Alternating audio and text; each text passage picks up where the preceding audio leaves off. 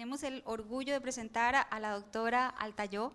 Marcela Altayó, ella es psiquiatra y es la directora, la jefe la directora del Fellow en la Universidad de los Andes y es director del Diplomado Fellowship de Manejo Interdisciplinario de los Trastornos de Conducta Alimentaria y Obesidad.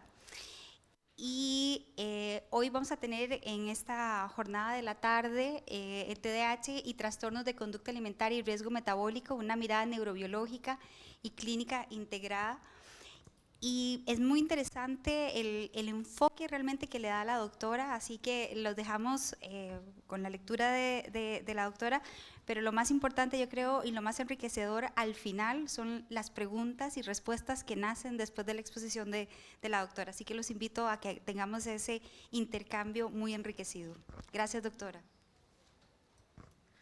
Bueno, agradecer primero a vos por la invitación y por el espacio que nos da siempre conversar sobre un tema que a los que nos gusta nos encontramos poco, ¿cierto?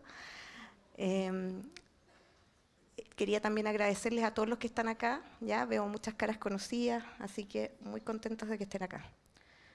Tengo disclaimer, ¿viste? Lo que dice acá es que todo es responsabilidad mía y nada de Abbott, así que todo lo que digamos de acá para adelante yo soy la culpable. Quería saber un poco qué grupo tenemos acá y por eso se los pongo. Yo soy psiquiatra, pero me imagino que hay terapeutas acá presentes, ¿o no? Psicólogos, varios. Ya, súper. Y también veo al doctor Alonso acá, que es un honor tenerlo, a la doctora Soto como nutriólogos, así que me imagino que más nutriólogos quizás no vamos a tener. El doctor Drogueta acaba de llegar, así que hay más psiquiatras. Bueno, lo primero que quería contarles es un poco hablar de la conducta alimentaria. Para los que nos dedicamos a trastornos de conducta alimentaria, cada vez es más claro que lo que vemos no son diagnósticos de CM5, sino que más bien un espectro de la conducta, ¿cierto?, que va desde la restricción hasta el descontrol alimentario, ¿ya? ¿Y por qué esto es relevante? Porque cuando hablamos de trastornos de conducta alimentaria, antes nos focalizábamos en los extremos, ¿cierto? Principalmente en la desnutrición, la anorexia como cuadro clínico característico, ¿no?, de la restricción, la desnutrición y la anorexia. Hoy en día sabemos que estos cuadros mutan en el tiempo y que probablemente estamos mucho más frecuentemente enfrente de anorexias atípicas. La anorexia atípica es este cuadro restrictivo, ¿cierto?, en donde los pacientes dejan de comer, pero todavía mantienen normopeso o incluso obesidad, ¿cierto?, sobre todo los pacientes posbariátricos. Y por otro lado, nos hemos dado cuenta que en este otro polo, que lo teníamos medio negado en la psiquiatría, ¿cierto?, existe el polo de la obesidad, del descontrol, del atracón. Y más acá, que todavía no lo podemos poner porque todavía no existe como diagnóstico clínico, están las conductas de pérdida de control, de grassing, de las que vamos a hablar más adelante. Pero ¿qué tienen en común todas estas patologías? Lo que tienen en común es que todas tienen un gran miedo a ganar peso, ¿cierto? Todos los pacientes les preocupa, entienden muchas veces que están bajo peso, pero lo que más les preocupa es subir de peso, ¿ya? Eso genera mucha angustia y eso es un síntoma común a todo el espectro. Y por otra parte, la preocupación importante por la figura, ¿ya? Yo acá les hice un cuadro de mini resumen, ¿cierto?, buscando un poco las diferencias, ¿cierto? Cuando nosotros hablamos de trastorno por atracones, nunca vamos a ver conductas compensatorias, ¿ya? Las conductas compensatorias son entendidas como los vómitos, el uso de laxantes, el uso de diuréticos, el ejercicio físico excesivo. Cuando un paciente come y se pone a hacer ejercicio como loco, nosotros tenemos otra conducta compensatoria, ¿cierto? La omisión de insulina en pacientes que ocupan insulina, diabetes, ¿cierto? También puede ser una conducta considerada compensatoria. Y acá tenemos en el fondo el polo más restrictivo, del cual hoy día vamos a hablar menos, no porque no esté asociado a déficit atencional, sino que porque la presentación no nos da el tiempo, porque si no terminaríamos mañana, ¿ya? Pero cuando hablamos de trastornos de conducta alimentaria, hoy día sí sabemos que esto es un espectro, ¿cierto? Es un espectro que muta y que como muta a veces nos lleva a enfermedades metabólicas o a tener una acumulación de tejido adiposo que es más de lo normal, lo que hoy día definimos como obesidad, ¿cierto? Ya obesidad no está definida por IMC, sino que por composición corporal y por lo tanto cuando un paciente descontrola su ingesta y empieza a presentar una mayor cantidad de tejido adiposo, hablamos de obesidad, ¿cierto? Y el déficit atencional es una patología que, si bien es cierto, no ha sido previamente tan asociada a los trastornos de conducta alimentaria, hoy día las revisiones sistemáticas nos permiten decir que existe una alta asociación de pacientes con déficit atencional, trastorno de conducta alimentaria y obesidad. En eso hemos trabajado en el consenso nacional, ¿cierto? Acá el doctor Sumaeta presente ha sido mi partner en eso y no ha sido fácil buscar la evidencia que nos ha demorado varios meses, ¿ya? Entonces, tenemos déficit atencional y trastornos de conducta alimentaria, ¿cierto? ¿Es así? ¿Se asocian? Sí, la respuesta es sí. ¿Cuántas veces? Un paciente que tiene déficit atencional tiene 4 veces más riesgo de tener un trastorno por atracones. 4 veces. Si el paciente tiene un déficit atencional, tiene 5 veces más riesgo de sufrir una bulimia nerviosa. Y en el caso de mujeres, sobre todo, se asocia a un mayor riesgo de sufrir anorexia. ¿De acuerdo? Entonces, es una patología comórbida los trastornos de conducta alimentaria que nos aumenta el riesgo y, ojo, dificulta muchas veces los avances en el tratamiento y por eso es importante el diagnóstico. ¿Ya? Además sabemos, y estoy hablando ya no de diagnósticos clínicos, que aumenta de todas maneras la frecuencia de Grassing, ¿cierto? Por otro lado, tener un trastorno de conducta alimentaria predispone a los niños a desarrollar más precozmente un trastorno de conducta alimentaria, tener un déficit atencional, perdón. Entonces, yo tengo un niño que sufre de inatención, impulsividad, sabemos que ese niño hay que seguirlo más de cerca porque tiene mayor riesgo de desarrollar un trastorno de conducta alimentaria. ¿Por qué? ¿Cierto? Esa es la pregunta. Y acá lo que es importante y lo que vamos a discutir en cada una de las diapositivas es cuáles son los riesgos y dónde se ubican en esta neurobiología del hambre. ¿Ya? Porque no es solo entender que estamos frente a mayor impulsividad, todos lo sabemos, hay mayor inatención, por lo tanto hay una dificultad en el registro consciente de la ingesta, hay una búsqueda de estimulación en los pacientes. Lo dijo el doctor Newcorn también, la desregulación emocional, ¿cierto? La ingesta emocional.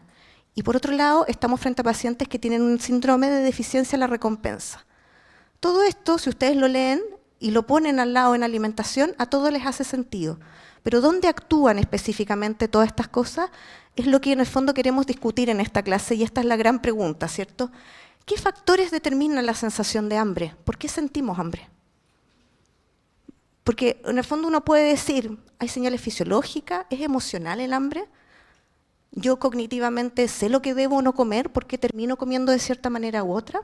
Y eso es lo que vamos a discutir. Y lo vamos a discutir intentando simplificarlo. Y vamos a hacer una ruta que simplifica estos 4 mecanismos. ¿Ya? Vamos a decir que tenemos un hambre que va a ser puramente fisiológica, que depende, ¿cierto?, de una regulación, de una maquinaria homeostática, que sería ideal si existiera solo esa, ¿eh? Sería como la situación perfecta y los fármacos harían efecto y todos estaríamos muy felices. Pero resulta ser que al lado de esa hay una hambre hedónica, ¿cierto?, que tiene que ver con el circuito de la recompensa y que tiene que ver con el placer y la motivación por comer. Pero, y aquí está el pero, esto se ve modificado por el hambre por microbiota. Resulta que nosotros tenemos microorganismos dentro de nuestro intestino que influencian directamente nuestro sistema nervioso central. Y vamos a hablar también de cómo esto determina cambios en la conducta alimentaria. Y por último, tenemos las hormonas, que no son menores, más en mujeres que en hombres, pero ojo, en hombres también de manera muy relevante. Y vamos a hablar de qué gatilla el hambre de tipo hormonal. Y vamos a partir por el hambre fisiológica, ¿cierto? Lo que les quiero mostrar aquí es más que nada que todo este tipo de hambres finalmente va a llegar al cerebro a 2 grupos neuronales. ¿Ya? A las neuronas dependientes de proteína GUTI, neuropéptido, ¿cierto? Y a las neuronas de tipo POMC. Es como que nuestro cuerpo estuviera condicionado a lograr una regulación de la ingesta en un lugar muy central llamado hipotálamo que cuidamos. ¿Por qué? Porque regula nuestro sueño, regula nuestro gasto energético, regula nuestro apetito y saciedad, ¿cierto? Entonces, este centro recibe múltiples señales. Y estas son las señales que vamos a discutir en esta clase. Vamos a ver cómo hay sentidos, ¿cierto? Hay vivencias emocionales, hay por otro lado señales que vienen desde el intestino, que viajan vía tronco encefálico, ¿cierto? Y todo esto genera que haya una respuesta modulada a nivel de nuestro hipotálamo. Partamos por el hambre fisiológica, ¿ya? El hambre fisiológica tendría que ver con esta hemostasis energética, ¿cierto? Y depende de varias cosas que vamos a ir discutiendo, depende de péptidos, de neuropéptidos y de neurotransmisión. Si uno pudiera como simplificar el hambre fisiológica, vamos a ocupar como 2 esquemas, este es el primero. ¿Ya? El hambre fisiológica sabemos que migra, ¿cierto?, a través del nervio vago y llega al núcleo del tracto solitario y desde ahí su señal viaja a hipotálamo. ¿Ya? ¿Qué señales migran? Múltiples señales. De partida está en el fondo la grelina, que es nuestra gran hormona que produce apetito. Todos los alumnos, ¿cierto?, del diplomado, etcétera, dicen, claro, ¿por qué no atacamos la grelina, ¿cierto?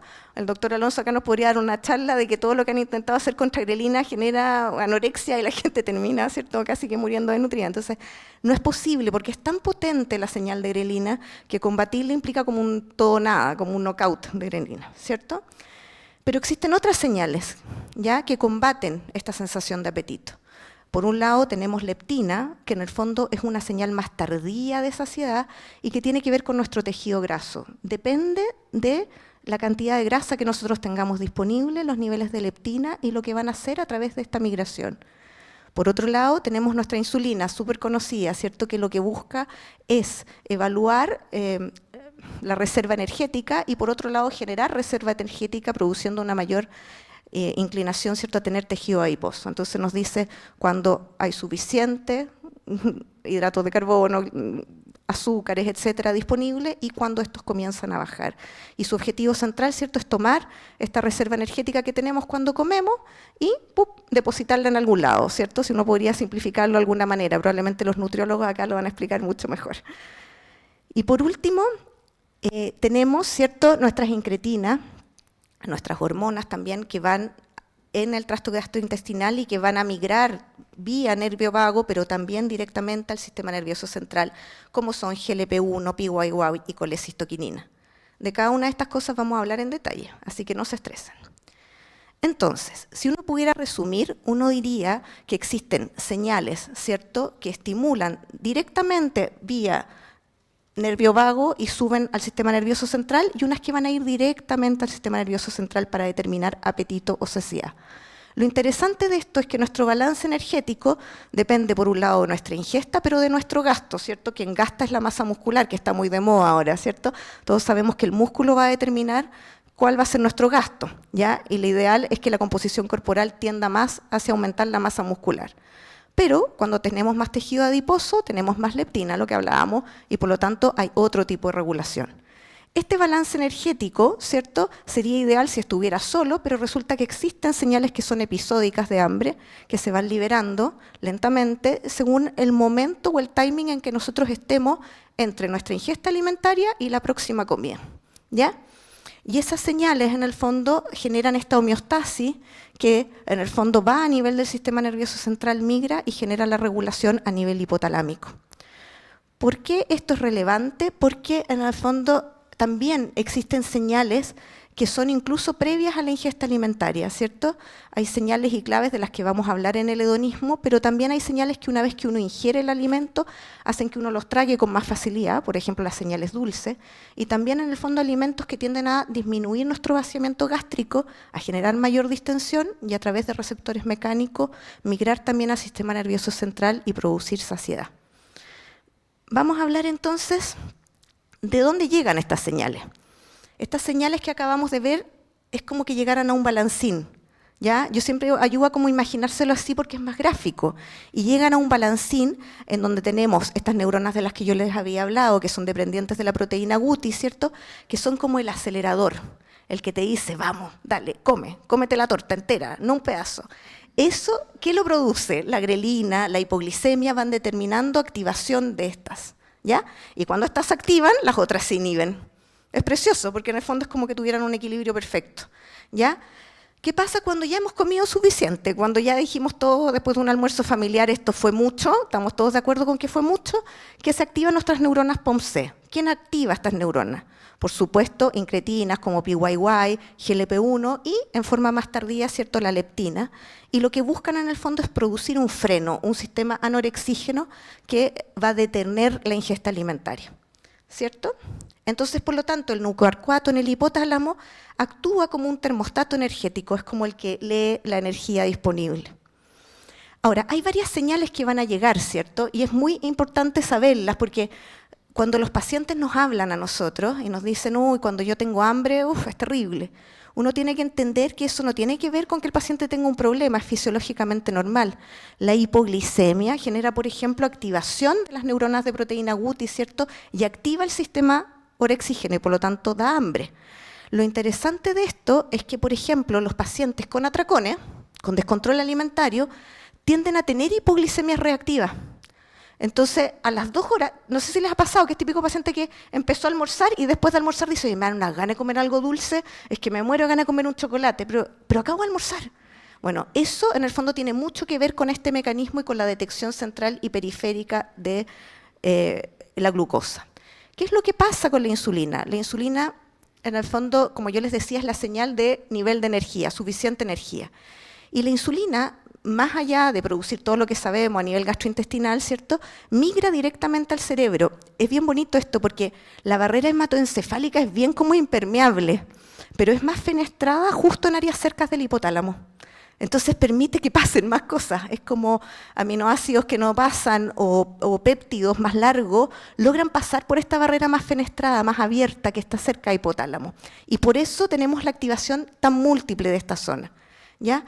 Y esto cruza a través de esta parte más fenestrada y activa tanto receptores que están en el hipotálamo como en la corteza directamente. La insulina no actúa solo a nivel periférico, también a nivel central. Y lo que va a hacer es inhibir las neuronas de proteína Guti y activar las neuronas POMC. ¿De acuerdo? Entonces lo que busca es parar nuestra ingesta alimentaria, ¿ya? Y es una señal anorexígena que va a estar a largo plazo, ¿cierto? Pero, ¿por qué no podemos leerla a veces? Porque existe resistencia a insulina, ¿cierto? Que es lo que los diabetólogos manejan, la metformina y todo. Pero lo interesante es que la resistencia a insulina también existe en el sistema nervioso central. Y esta es la razón por la cual en las últimas revisiones, ¿cierto?, esto parte como hace poco, se está viendo que, por ejemplo, el uso de metformina en pacientes que tienen déficit atencional mejoraría algunos factores, ¿ya? Porque en el fondo tenemos una resistencia insulínica. De hecho, está bien documentado con PET de glucosa que hay áreas hipometabólicas en la corteza prefrontal y singular, ¿ya? Entonces uno dice, es obvio, hay una dificultad de leer esta señal, ¿ya? Y por lo tanto el cerebro siente que tiene poca energía y come más. ¿Qué pasa con la grelina? Lo que conversábamos, nuestra gran hormona imbatible. Es como que yo la adoro porque encuentro que nadie puede contra ella, es como power esta hormona, ¿cierto? Y es producida en el fondo gástrico. Lo interesante de esto es que se produce en mayor medida en la medida que hay motilidad intestinal. Si tengo más motilidad, produzco más grelina, ¿ya? ¿Y por qué es esto relevante? Porque la grelina también migra al sistema nervioso central y va a actuar, como vimos, ¿se acuerdan en el balancín? Directamente en las neuronas de apetito, ¿ya? Y por otro lado, y esto es impresionante, cuando tenemos grelina circulante, también migra al área tegmental ventral y por lo tanto activa la recompensa. Y por eso es más rico comer con hambre. ¿Te das cuenta? Tú pedís un plato en un restaurante y tú dices, ¿qué mejor? Esto no puede haber sido mejor. Y uno va al mismo restaurante sin hambre y no es lo mismo, porque no tenemos el mismo nivel de grelina circulante, ¿ya? Entonces, ¿qué es lo que pasa? Que los pacientes con déficit atencional, como lo hemos visto, no es el objetivo acá hablar de todo de déficit atencional, ¿cierto? Porque yo creo que quedamos todos más que impactados con todo lo que escuchamos. Pero sabemos que el déficit atencional tiene una desregulación en el ritmo circadiano. Son pacientes que se saltan más comidas, que duermen peor, que tienen un hábito caótico. Cuando yo me salto una comida, evidentemente tengo más motilidad y por lo tanto tengo más grelina circulante. Entonces, además de lo que ya vimos, esta resistencia insulínica, además tiendo a tener más grelina, tengo más apetito. ¿Qué pasa a nivel periférico, cierto? Y estas son lo que hablábamos, las incretinas, las hormonas que se secretan a nivel intestinal. Esto yo encuentro que es de una sabiduría corporal impresionante, ¿cierto? Porque como que fueran en orden, ¿ya? Entonces, tenemos que la colecistoquinina está principalmente gatillada, ¿cierto? Por proteínas, por ácidos grasos, ¿cierto? Y se gatilla como en la parte más proximal, ¿ya? Lo que hace esto es migrar vía nervio vago y ir a producir una sensación como de disminución del tamaño de la ración. Es como la que nos ayuda a decir, este plato es muy grande, tengo que comer algo menos. ¿De acuerdo? Por otro lado, después, una vez que ya comimos las proteínas y la grasa, y por eso en el fondo están tan de moda las dietas cetogénicas que te dicen comete el tocino en el desayuno y todas esas cosas espantosas que uno escucha. Pero en el fondo, después viene GLP-1, ¿cierto? Y GLP-1 tiene que ver con la liberación de esta hormona cuando hay, de este péptido, cuando hay glucosa, grasas, proteínas, pero también hidratos de carbono, ¿ya? Ahí no quedó corregido. Resulta ser que GLP-1 en el fondo tiene un mecanismo de receptores, y estos son los análogos, ¿cierto? Que está tanto a nivel periférico disminuyendo el vaciamiento gástrico, entonces se produce esa sensación de plenitud, como que, ¿ya? Pero lo más interesante, encuentro yo, y esto es un poco tendencioso, ¿cierto?, es que actúa a nivel del sistema nervioso central. ¿Cómo actúa a nivel del sistema nervioso central? Actúa en dos áreas. La primera, ¿cierto?, es que existen receptores que están a nivel hipotalámico. Y lo que van a hacer en el fondo, lo vamos a ver más adelante, es inhibir el apetito a nivel hipotalámico actuando activamente sobre las neuronas POMC. Pero además, paper publicado el año pasado, ¿cierto? GLP-1, ha salido una revisión ahora, no lo pude incluir porque salió este fin de semana, ya me estaban retando, no tenía la presentación lista, pero salió en el New England, ¿cierto? Una revisión completa de GLP-1, ahí se la mandé, no sé, a un par de acá. Y en el fondo GLP-1 actúa también a nivel del circuito de la recompensa. Y lo que hace a través de eso es la regulación dopaminérgica y por lo tanto los pacientes que están con GLP-1 que te dicen, sí, como que ahora no me dan tanta ganas de comer chocolate.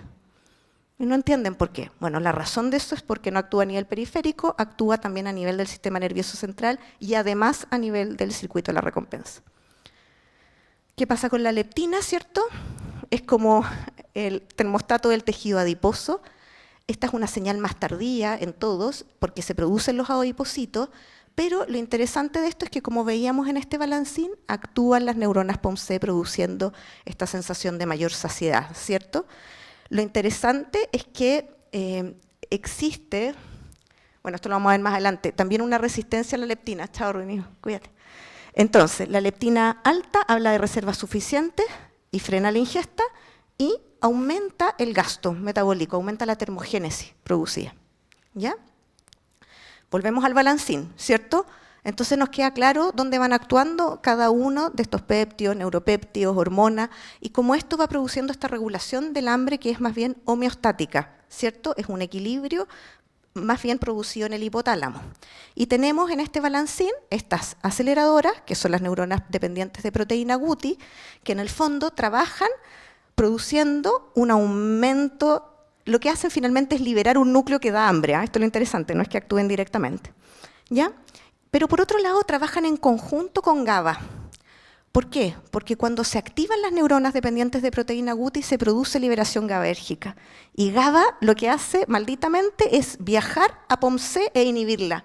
Entonces, además de darme hambre, tengo inhibida la saciedad. Y esa es la razón por la cual uno nunca le da a los pacientes que tienen atracones nocturnos clonazepam, porque cualquier estímulo GABAérgico, ¿cierto?, lo que va a determinar es una mayor desinhibición de la ingesta. ¿Ya? Entonces, nosotros tenemos que estas neuronas, sabemos ya, son activadas por la grelina, por la hipoglicemia, por el ayuno, pero también, ojo, por estímulos sensoriales, como vamos a ver más adelante, ¿ya? Por la vista y el olfato, o sea, no son únicamente metabólicos, ¿ya? Y lo que van a hacer estas neuronas, en el fondo, es convertir esta motivación en una búsqueda de alimento. Entonces, este es un súper resumen. Llega la grelina, actúa sobre la neurona dependiente de proteína Guti. Libera GABA, que está en verde, que inhibe POMC, ¿cierto? Y hasta ahí vamos. Entonces, empezamos a sentir hambre. ¿Qué pasa? Que la grelina además migra al núcleo paraventricular, que es nuestro núcleo de la saciedad, y lo bloquea. Y por otro lado, neuropéptido I, también liberado en este contexto por las neuronas dependientes de proteína Guti y neuropéptido I, ¿cierto?, va y bloquea núcleo paraventricular. Todo esto en hipotálamo, en un área súper reducida. Y finalmente se libera el péptido proteína Guti. ¿Qué hace el péptido proteína Guti? Reemplaza la molécula y bloquea el receptor de las POMC. Entonces tenemos tres vías de bloqueo más el bloqueo GABAérgico, y lo que va a determinar esto es que tenemos una neurona de proteína Guti activada. Welcome, doctor. Sit here, please. No. Here. No? Is it fine? Okay. Ya.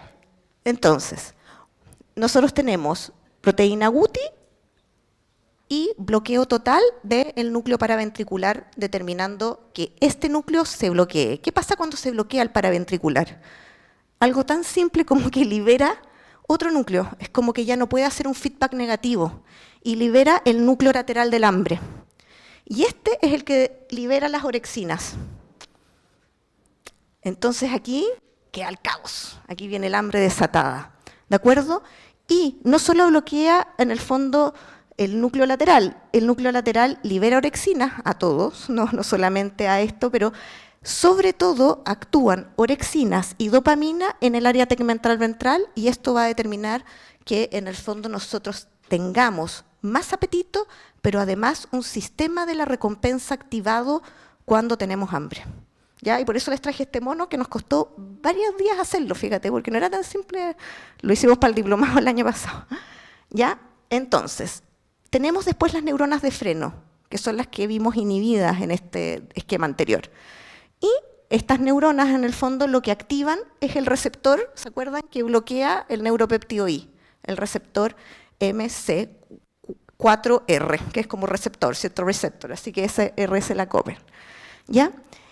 Y en el fondo están activadas estas neuronas por la leptina, por la insulina, por GLP-1, ¿ya? Y esto es señal de que ya es suficiente. Lo interesante es que las mutaciones en este receptor determinan obesidad, ¿ya? ¿Y por qué? Porque no tenemos saciedad. ¿Qué pasa en el déficit atencional? En el déficit atencional hay algo compartido. El déficit atencional tiene un polimorfismo compartido en que está alterado el receptor MC4R, ¿ya? Estos son estudios recientes, no es algo definitivo, pero tiene mucho sentido para lo que nos dedicamos a esto, porque efectivamente este receptor es el que regula además gran parte del metabolismo energético. ¿Me entienden? Entonces, además es como, no solamente me cuesta leer saciedad, sino que al parecer, estos pacientes tendrían mayor inclinación a un menor gasto, ¿de acuerdo? Ahora, además, este receptor, cuando está mutado, cambia la regulación de lo que hablábamos, ¿cierto?, de la dopamina mesolímbica, porque cuando está alterado, ¿cierto?, todo este circuito de la recompensa también se altera. Entonces, el sistema dopaminérgico está alterado. ¿Ya? No sé si... Sí. Entonces, cuando tenemos este polimorfismo, tenemos mayor severidad de obesidad, mayor índice de masa corporal y mayor posibilidad de tener atracones. Entonces, en este déficit atencional tenemos una saciedad alterada, tenemos una dificultad interoceptiva, ¿cierto? Son pacientes que les cuesta sentir cuando fue suficiente porque en parte el receptor está alterado, pero aparte tienen una dificultad en sí misma interoceptiva, es como que les costará más sentir la sensación de hambre, ¿cierto? Y por otra parte tienen patrones conductuales de riesgo frente a lo alimentario. Frecuentemente se saltan comidas, ¿cierto? Hacen hipoglicemia reactiva, tienden a comer mucho en la noche, ¿cierto? Hacen el atracón nocturno, ¿ya? Y además muchas veces se olvidan de cuando comen, que en el fondo tampoco ayuda. Entonces, eso es nuestra hambre homeostática, ¿ya? Yo acá les hago la pregunta, yo sé que somos hartos, la idea era hacer un taller chiquitito, éramos como 20 o 30, entonces la cosa se nos agrandó, pero ¿qué piensan ustedes que decimos que un paciente dice que yo como por ansiedad? ¿Les han dicho los pacientes? Ya, dale, conversemos. O sea, yo creo que la mayor parte de las veces se refieren a que comen sin hambre. No, pero es que para que se pueda quedar grabado necesitamos un micrófono, ¿cierto? Eso es lo menos espontáneo que hay. Es lo menos espontáneo, pero yo le ayudo. Ella dijo. No, quería decir que la mayor parte de las veces lo que yo he visto es que no se refieren al comer emocional, no es comer para regular una emoción, que eso es lo que uno entendería, sino que es más bien como comer sin hambre, como que comí recién y al rato estoy picoteando. Eso es lo que yo he podido observar. ¿Alguien más que tenga algún comentario? Yo creo que esto del micrófono inhibe a cualquiera. O sea, ya, no va a ser tan participativo. Yo por lo menos no contestaría. Ya, podemos no dejar grabado esto, ya, por favor. Ya, entonces tenemos una parte 2, ¿cierto? Que es en el fondo el hambre hedónica. Vamos a hablar de esto, porque como bien decimos, cuando los pacientes se refieren a ansiedad, hablan de muchas cosas que uno no entiende. Entonces, ¿qué es comer por ansiedad? Aquí ¿cómo lo definimos, cierto? Ahora, cuando hablamos de hambre hedónica, nos vamos a salir del mecanismo de regulación homeostática y vamos a entender que la hambre hedónica tiene que ver con un sistema precioso, que es mesolímbico, ¿cierto? Y que es impresionante porque lo que busca es los gatillantes del hambre que son condicionados y no condicionados, ¿cierto? Y estos estímulos no condicionados por nada, ¿cierto? Serían como la grelina, que nos dio hambre, nos dio una sensación. Y esto lo integra con los estímulos que están condicionados por nuestra experiencia previa. Esto, en el fondo, y por lo tanto, nunca es lo mismo llegar a la casa y encontrar guatita que encontrar el queque que te preparaba la abuela, ¿me entiendes? No es lo mismo desde el punto de vista de la neurobiología. Entonces, nosotros tenemos gatillantes del hambre, que son sentidos, ¿cierto? Emociones, hábitos. Y esto determina que el paciente tienda a comer. Lo interesante de esto es que el hambre hedónica en sí misma no produce obesidad ni mayor índice de masa corporal. Te lo juro por Dios. Yo también dije lo mismo cuando leí el paper, pero te lo puedo enviar porque está descrito. De hecho, está ahí, ¿ah? Está citado. Sí, es que la gente cree que comer por hedonismo produce un mayor índice de masa corporal y más riesgo de obesidad, pero está estudiado que el comer hedónico en sí mismo no produce cambios relevantes en la composición corporal.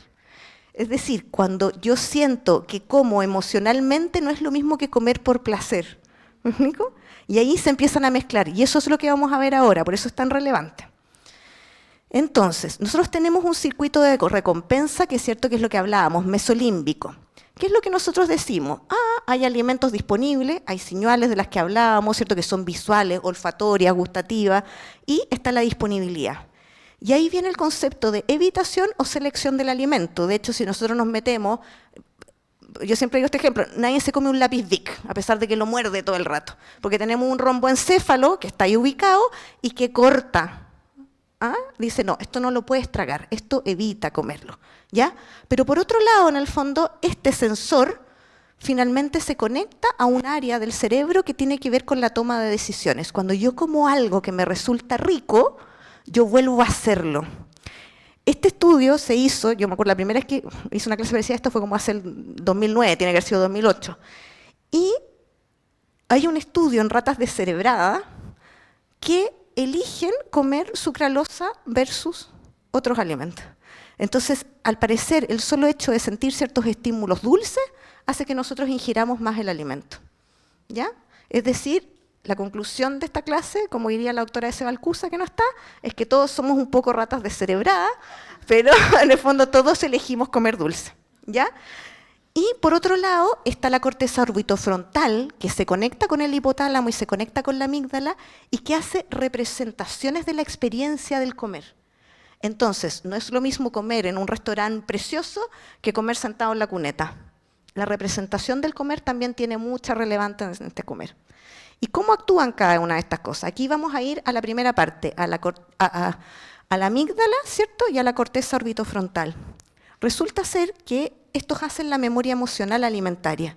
La amígdala le da una valencia emocional, le hace como el check, y es tan potente como regulador alimentario que en el caso de haber un evento traumático, un paciente nunca más va a volver a probar eso. Y ahí está el ARFI traumático, ¿cierto? El que habla ¿cierto? Que es en el fondo este paciente que se traga algo duro y después nunca más pudo comer nada duro. ¿Ya? Ahora, por otro lado, la corteza orbitofrontal lo que va a hacer es integrar como el valor hedónico que el cuerpo le da, ¿ya? O sea, el cerebro dice, esto es positivo, es disfrutable y por lo tanto hace un check. ¿Qué pasa en los pacientes con déficit atencional? Estas áreas en pacientes que tienen déficit atencional se activan más frente a estímulos. Si tú los pones frente a un comercial de McDonald's, esta área está más activa. Entonces, al parecer, estos pacientes tendrían cierta predisposición, ¿cierto?, a esta como clave de la comida, a esta food clue, ¿ya? Antes de ingerir, ya está la clave, ya está la activación, ¿ya? Ahora, en esta área también está el hipocampo, ¿cierto?, que es nuestro centro de la memoria, y cuando hablamos de comer, estamos hablando, quizás no de la memoria, acordarnos el número de teléfono, pero sí el hipocampo va almacenando los recuerdos, cuándo, dónde, por qué comí, ¿ya? Y también ayuda mucho a no comer de nuevo, por eso los pacientes con demencia vuelven y vuelven a comer, porque esta área está fallada, ¿se acuerdan? Entonces, es como que no estuviera la señal de saciedad, tiene que ver con el recuerdo, esta área si falla, está, ¿ya? Y lo interesante de esto es que sabemos que los pacientes con déficit atencional tienen dificultades en la consideración de estas memorias episódicas. Es como que se olvidaran. Tú le preguntáis, nunca han recibido, ¿cierto?, los pacientes que reciben, ¿y qué comiste hoy día? Claro, no, me comí un paquete de galletas y no sé si almorcé. Y de verdad no saben si almorzaron. Y a veces sí almorzaron, no es que siempre no almuercen, por eso hay que preguntarlo bien. Y en el fondo también quiero conectarlos un poco con lo que vimos antes, diciéndoles que la grelina, que la teníamos en otro lado, ¿cierto?, estaba en el estómago, bueno, resulta que actúa a nivel de hipocampo y lo que hace es como mejorar la calidad de la memoria. Y por eso nuevamente recordamos más un restaurante bueno que uno malo. Si teníamos hambre lo vamos a recordar más además. ¿Ya? Ahora, ¿qué pasa con este circuito, ¿cierto?, de la recompensa? Porque aquí vamos a ir a dos vías, ¿cierto? Porque para hablar de recompensa y para entenderla bien, tenemos que hablar de un circuito que es el wanting, que es el impulso, que es el deseo profundo, ¿cierto?, de comer, y que tiene que ver más con nuestro sistema dopaminérgico, que actúa sobre esta área que yo les mostré, ¿cierto?, que una vez que se libera el núcleo lateral, actúa sobre el circuito de la recompensa. Aquí estamos en el circuito de la recompensa, esto es wanting.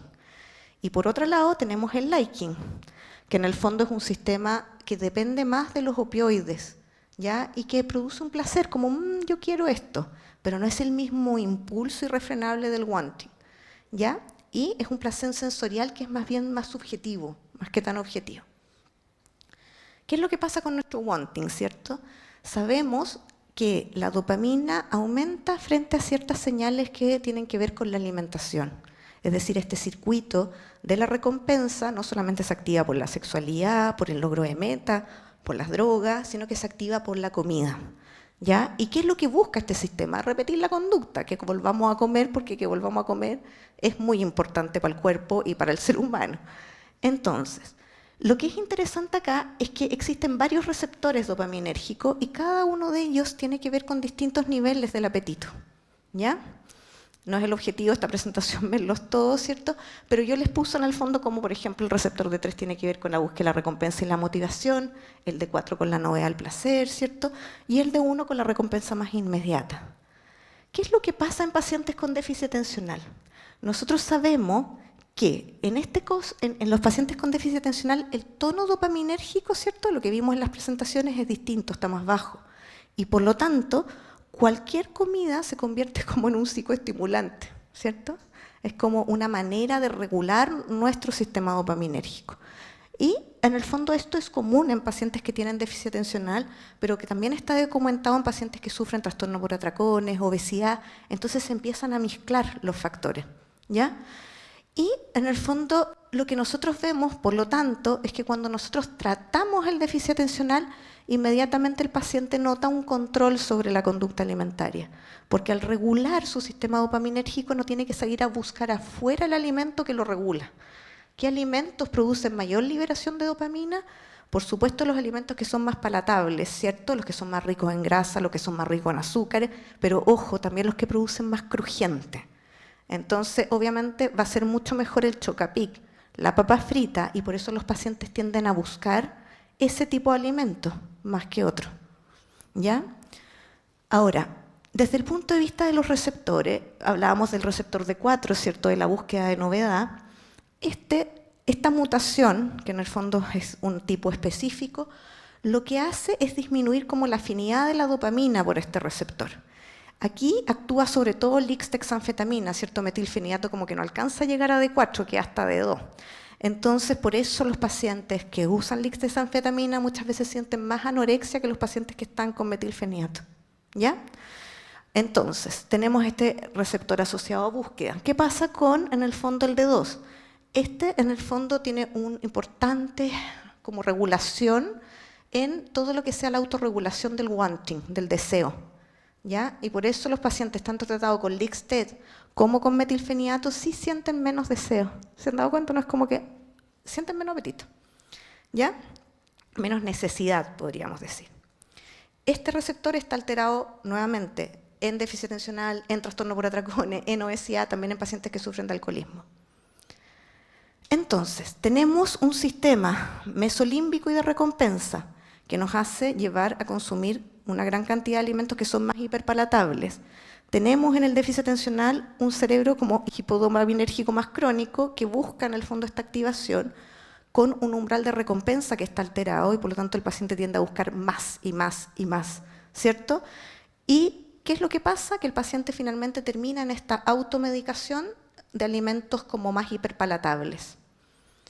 ¿Qué pasa cuando vemos las imágenes, ¿cierto? Sabemos que en el fondo la corteza prefrontal dorsolateral está más tiene una hipoactivación, lo que va a determinar que yo tenga más impulsividad, ¿cierto?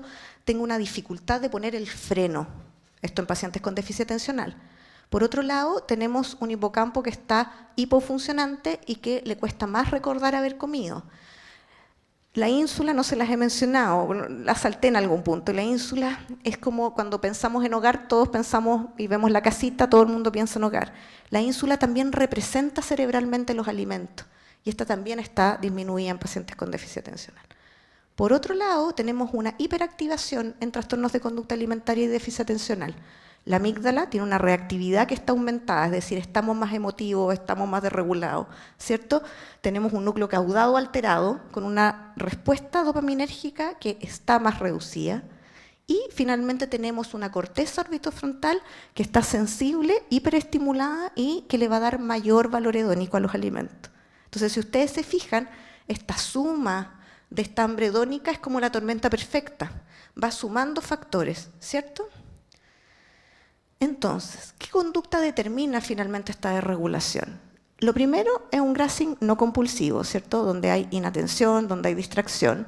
Hay una ingesta que es frecuente, repetitiva, y es muy importante porque es muy buena esta foto, encontré yo, ¿cierto? Este es el típico paciente que hace el grazing no compulsivo, el grazing automático. Es un grazing inatentivo, normalmente sucede frente a una pantalla, o el paciente pasa por la cocina y saca un puñado de maní, después un pedazo de pan, ¿cierto? Pica mientras trabaja, estudia, busca alimentos crujientes que regulen el sistema dopaminérgico y va haciéndolo y haciéndolo, ¿cierto? Y finalmente lo que produce eso es un exceso calórico, pero sin ninguna sensación de haber comido. Es como que como todo el día, pero en el fondo siento que no comí. Por otro lado, tenemos un grazing que es compulsivo, ¿ya? Y este es distinto, este no es tan inatentivo, en este el paciente realmente lo pasa mal, es una sensación de picotear todo el día sin poder parar de picotear, ¿cierto? Y hay una pérdida de control que es como subjetiva, es parecido a un atracón, pero en el fondo es como que se dividiera en todo el día este grazing, ¿cierto? Y es muy prevalente en pacientes previo a cirugía bariátrica y, ojo, también post-cirugía bariátrica. Este es el síntoma que reemplaza el atracón post-cirugía bariátrica. Y hay que estar muy atento por la recurrencia de obesidad en este tipo de pacientes. ¿Qué es lo que pasa? Que nosotros sabemos que estos pacientes, por ejemplo, post-bariátricos que tienen grazing compulsivo, uno inmediatamente va a preguntarles por déficit atencional, porque sabemos que existe una alta asociación. Y vamos a hablar del síndrome de deficiencia de la vía, ¿cierto?, del circuito de la recompensa. ¿Por qué? Porque como vimos en esta presentación, el cerebro usa la comida para elevar la dopa, ¿cierto? ¿Y qué es lo que pasa? Que en el fondo lo que veíamos, y lo vamos a repetir otra vez, los alimentos pasan a ser como psicoestimulantes, ¿cierto? Esta hipoactividad de este sistema mesolímbico, dopaminérgico, hace que el umbral a la respuesta sea peor y necesito más estímulo. ¿Ya? ¿Qué es lo que pasa? Que tenemos un paciente como que se automedica con comida. ¿Ya? Pasa a ser como una manera de reemplazar, ¿cierto?, un tratamiento psiquiátrico, neurológico dejado por algún especialista y buscan ciertos alimentos, en particular ciertos alimentos azucarados, los hidratos de carbono simple. Ojo con esto porque además los hidratos de carbono simple y algunos alimentos como el queso, el chocolate de buena calidad, tienen los precursores de serotonina. Entonces, además, son alimentos que logran una mejor regulación emocional desde el punto de vista de la regulación serotoninérgica y por lo tanto una baja de lo que conversábamos al principio, de como esta ansiedad que el paciente no sabe muy bien describir, ¿cierto?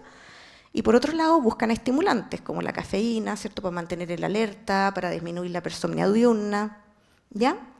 Entonces, esto pasa a ser como un patrón adictivo, en donde el paciente va buscando más y más refuerzo en este sistema de la recompensa alterado y se empieza a producir como un consumo que es bien compulsivo. Y es lo que hoy día, en el fondo, no está tan en discusión. Ya todo el mundo habla como de food addiction. Yo no estoy tan de acuerdo con el término, porque creo que el doctor Sumaeta tampoco, yo creo que Raúl Jara tampoco. No sé qué opinas tú de la adicción a la comida, Raúl. ¿No? ¿Tampoco? Sí. A mí me pasa que es distinto, porque finalmente el patrón adictivo y el tratamiento es distinto. En algún punto, tratar una adicción implica sacar a la persona de la sustancia y nunca más. Esto es imposible, entonces uno tiene que enseñarle al paciente a lidiar y a tener relaciones más sanas con la comida. ¿Por qué es importante esto? Porque cuando consulta un paciente y nosotros hacemos el diagnóstico de un trastorno alimentario o de un grassing o de un comer con pérdida de control o una sensación más adictiva con la comida y tiene un déficit atencional, es muy importante decirle que no es falta de voluntad. Pues son pacientes que han sido muy maltratados por los sistemas médicos. Tú no puedes, no eres ordenado, no haces las cosas bien. Hay una sensación bien compleja, ¿ya?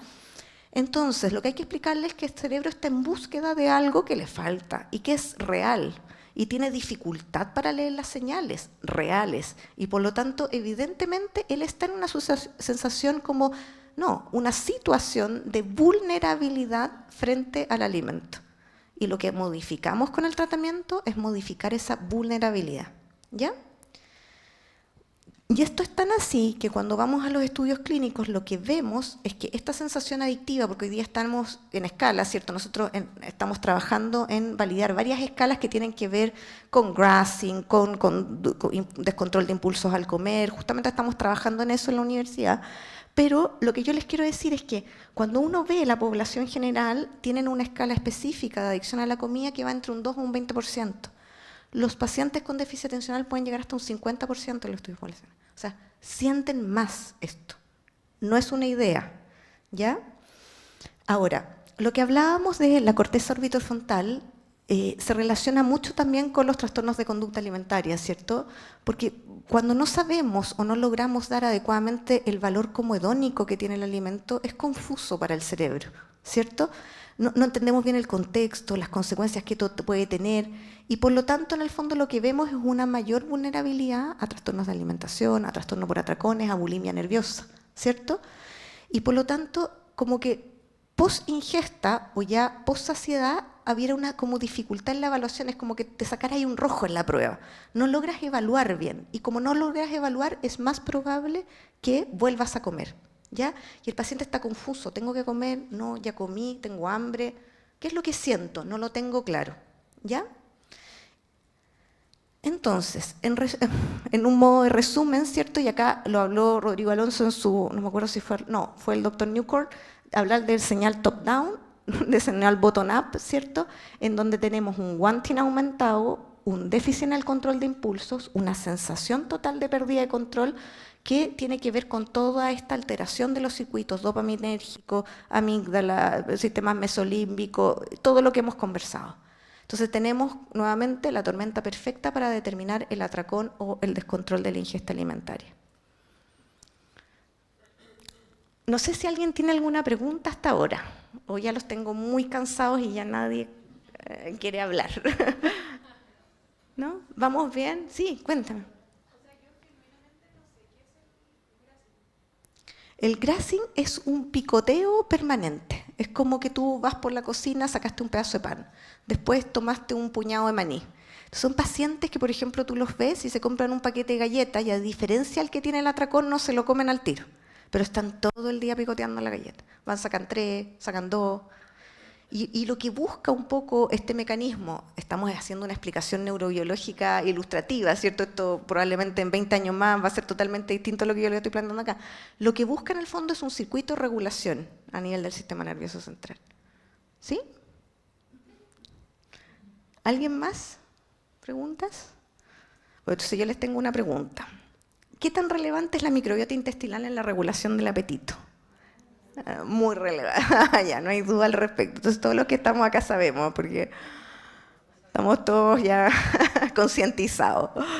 Entonces, ¿qué es la microbiota? ¿Cierto? Si uno pudiera definirlo, son estos microorganismos que habitan en el intestino y lo que hacen es finalmente un eje intestino-cerebro como directo. Y lo hacen a través de varias sustancias, ¿cierto? Pero para hablar en general, nosotros diríamos que nosotros tenemos como 100 billones de estos microorganismos en el intestino, ¿cierto? Y lo interesante de esto es que la composición intestinal es dinámica, se modifica. Se modifica según los partos, se modifica según la comida, la modifica el tratamiento antibiótico, ¿cierto? Cambia con la edad, las guaguas tienen una microbiota distinta y influye en los circuitos de hambre y saciedad, pero por 3 vías. Primero, tiene una señalización que en el fondo es como hormonal más directa, tiene metabolitos y tiene péptido mimético, ¿ya? Lo que sabemos de nuestra microbiota es que en general el 90% está constituida por firmicutes y por bacteroides, pero existen varios tipos de microorganismos, ¿ya? Y lo interesante es que el equilibrio entre estos depende de cómo nos alimentamos, ¿ya? Por ejemplo, las pacientes hoy día que sabemos que tienen anorexia nerviosa, sabemos que tienen un radio alterado, por ejemplo, ¿ya? ¿Qué es lo que pasa con estos cuando perdemos el equilibrio de estos microorganismos? Se produce lo que llamamos disbiosis, que es un desequilibrio que tiene consecuencias metabólicas y inmunológicas nefastas para el cuerpo, ¿ya? Ahora, la microbiota además se ha visto que es como un órgano que ahora se está definiendo como un nuevo órgano endocrino, ¿cierto? Que es también un regulador del apetito, ¿ya? Y lo interesante de esto es que tiene efectos directos sobre las hormonas que controlan el hambre, como la leptina, como la insulina, como las incretinas, GLP-1, ¿cierto? Pero también tiene efectos a través de estos péptido-miméticos que van a migrar al sistema nervioso central directamente y van a actuar directamente sobre el sistema nervioso central sin influir en otras cosas, ¿ya? Entonces, vamos a hablar específicamente de cómo lo hace. Bueno, de partida puede hacerlo a través de una información que llega nuevamente vía nervio vago al núcleo tracto solitario a hipotálamo, pero también en el fondo actúa desde el punto de vista de la circulación, liberando, ojo, esto es ácidos grasos de cadena corta, ¿ya? Para que se entienda el término, y otras cosas, como que liberan GABA, por ejemplo, ¿ya? Entonces, hay una liberación de otros, de serotonina, de triptofano. El triptofano, ¿cierto?, es el precursor serotoninérgico. Entonces, por otro lado, en el fondo sabemos que actúa sobre el eje hipotálamo-adrenal, ¿ya? Y por lo tanto determina mayor o menor grado inflamatorio o inmunológico. Y actúa directamente sobre nuestro sistema inmune a través de la citoquina. Y lo que hace en el fondo es que cuando tenemos lipopolisacáridos bacterianos que ingresan a nuestro torrente, se producen interleuquinas, TNF, y esto va a determinar una mayor inflamación a nivel sistémico, pero también a nivel del sistema nervioso central. ¿Cómo actúan estos? ¿Cierto? Hay ácidos grasos de cadena corta en el fondo que van a actuar, y hay unos que son positivos y otros negativos. Aquí vamos a hablar más bien de los positivos, porque si no tendríamos que hablar 3 años, ¿cierto? Pero sabemos que butirato, por ejemplo, es un antiinflamatorio, antitumoral y tiene un efecto muy positivo, ¿cierto? Que está reducido en pacientes que tienen anorexia, está reducido en pacientes que tienen trastorno por atracones, por ejemplo.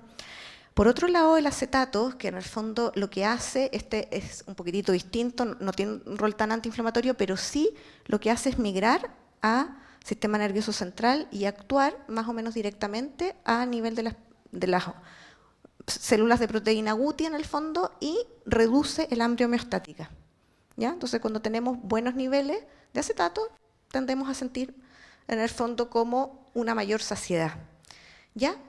Y el propionato lo que hace principalmente actúa a nivel de la segunda parte de la clase, actúa más hedónicamente, ¿ya? Además, las bacterias liberan neurotransmisores. Y esto es súper importante porque la serotonina, la principal cantidad de serotonina, está producida en el intestino, no en el cerebro, ¿cierto? Y la baja de este equilibrio está vinculada a trastornos alimentarios o restrictivos o bulimia, etc. ¿Qué es lo que pasa también? También produce GABA, y este GABA bacteriano al parecer tendría alguna asociación con disminuir los niveles de ansiedad, ¿no? Y al parecer, en el fondo, tendría como un efecto ansiolítico a nivel del sistema nervioso central. finalmente el triptofano, que también es producido, ¿cierto? Es la base, yo lo puse acá en neurotransmisores no porque lo sea, sino que porque es la base de la neurotransmisión serotoninérgica, ¿cierto? Y va a tener roles importantes. Es precursor de serotonina, pero también va a ayudar o va a estimular a GLP-1 aumentando la saciedad. ¿Qué pasa cuando hay disbiosis, cuando se rompe el equilibrio? ¿Cierto? Lo que pasa es que hay una ruptura, ¿cierto?, intercelular de las uniones, ¿cierto? Cuando se rompen esas uniones a nivel intestinal, se produce una mayor permeabilidad. Y lo que pasa es que los lipopolisacáridos que están en nuestro intestino pueden entrar a nuestro torrente. Cuando entran los lipopolisacáridos como organismo extraño, podríamos ponerlo, me mataría probablemente un inmunólogo, y lo que hacen es activar inmediatamente el sistema de inflamación. Entonces acá está TNF y lo que pasa cuando se activa el sistema inflamatorio son múltiples cosas. Tenemos más riesgo de enfermedades, tenemos más riesgo cardiovascular, tenemos más riesgo de obesidad, tenemos riesgo de muchas cosas. Y en el fondo lo que pasa es que además toda esta inflamación actúa también a nivel... ¿Les puedo pedir agua? ¿Les puedo pedir agua? Por favor. Ya, gracias. Entonces, esto lo que hace es aumentar la permeabilidad, producir inflamación y determinar hambre. ¿Ya? Vamos a ver por qué. ¿Cómo la inflamación determina? Usted dice, ¿por qué la inflamación determina hambre? Vamos a verlo. ¿Ya? Entonces, sabemos que los alimentos ultraprocesados producen esto. Sabemos que comer más fibra y algunos probióticos mejoran esto.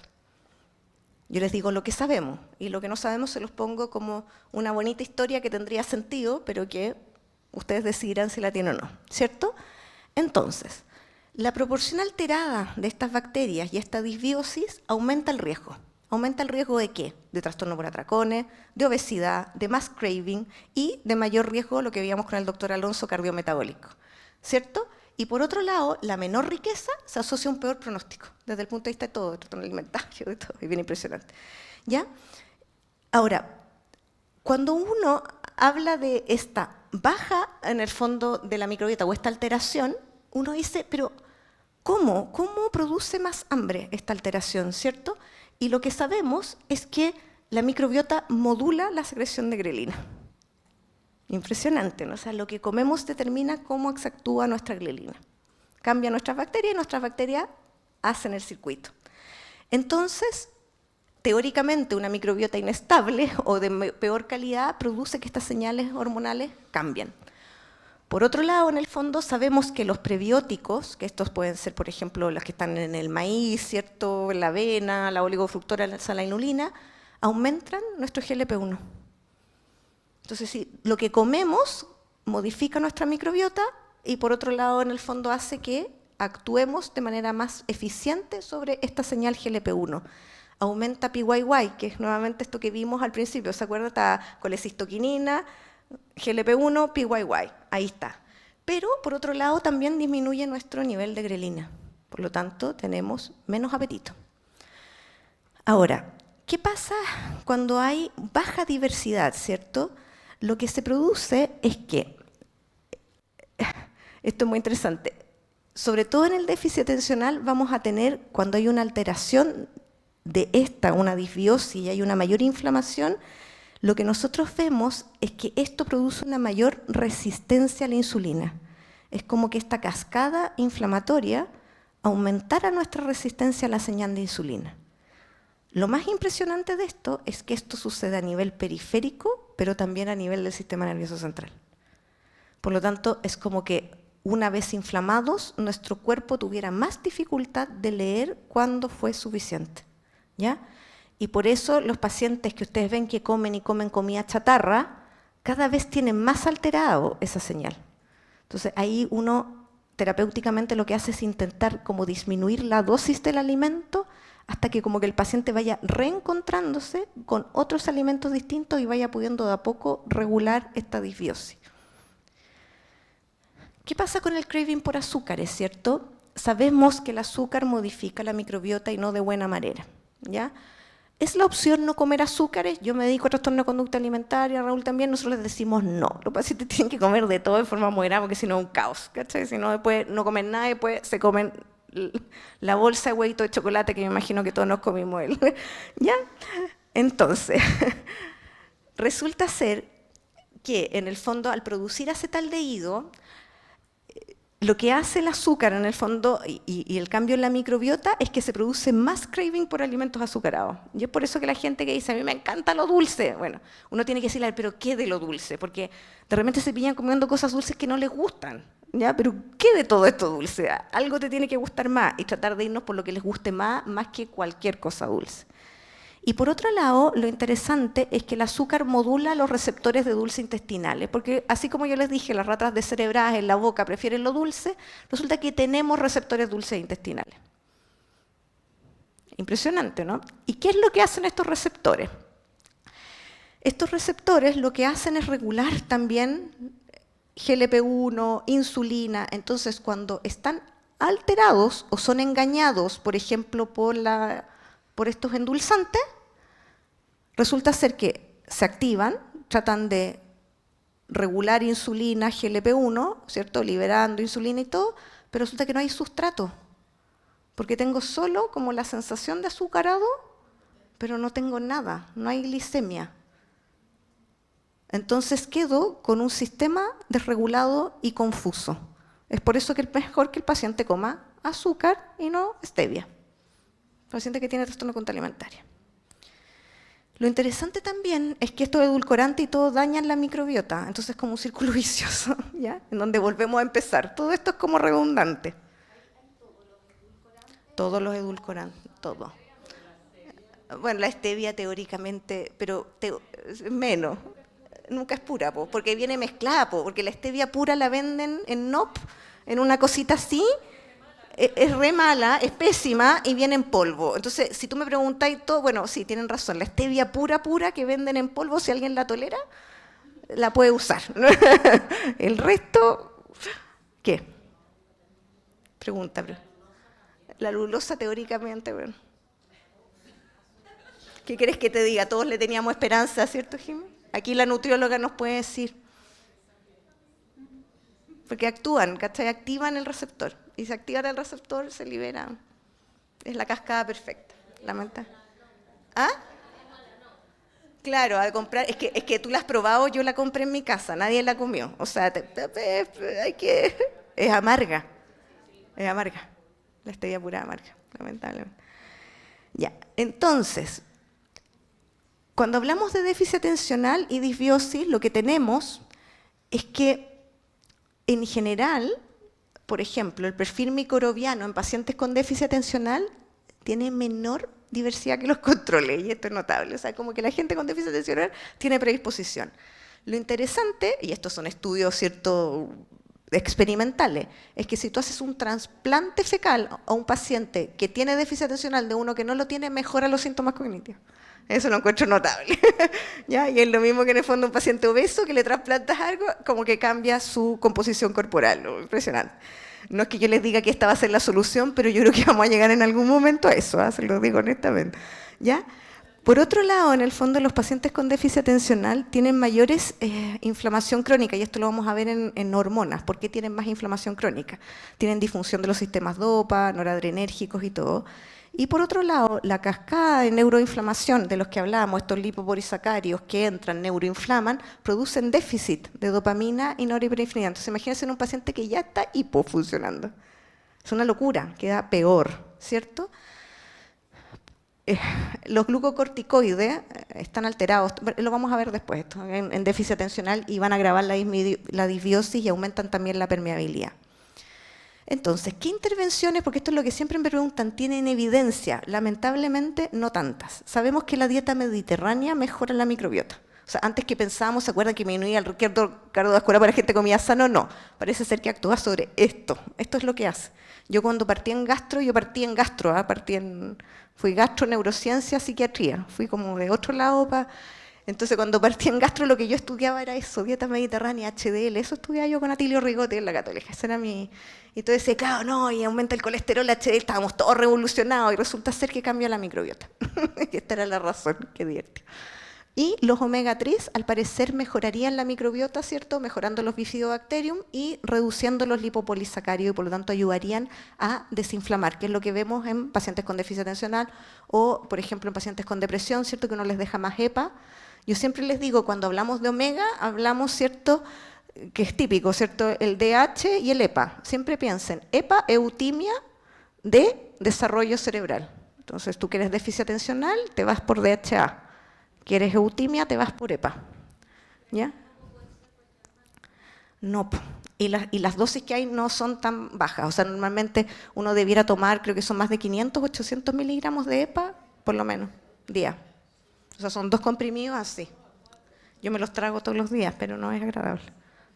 Congelados porque hay que tenerlos refrigerados, porque si no se echan a perder y todo. Con los alimentos. ¿Cómo? ¿Es con alimentos además? Se absorbe mejor con alimentos. Ya. ¿Y tienen que estar congelados? Ah. Ya. Ese es bueno. O sea, o helado en el refri porque se alteran. Y se altera menos. Y se altera la molécula menos también. Duran más, porque cuando uno los deja fuera duran poco. Ya, desde el punto de vista experimental, y esto siempre me lo preguntan, por eso ya lo puse, porque me da pena decir no hay mucho.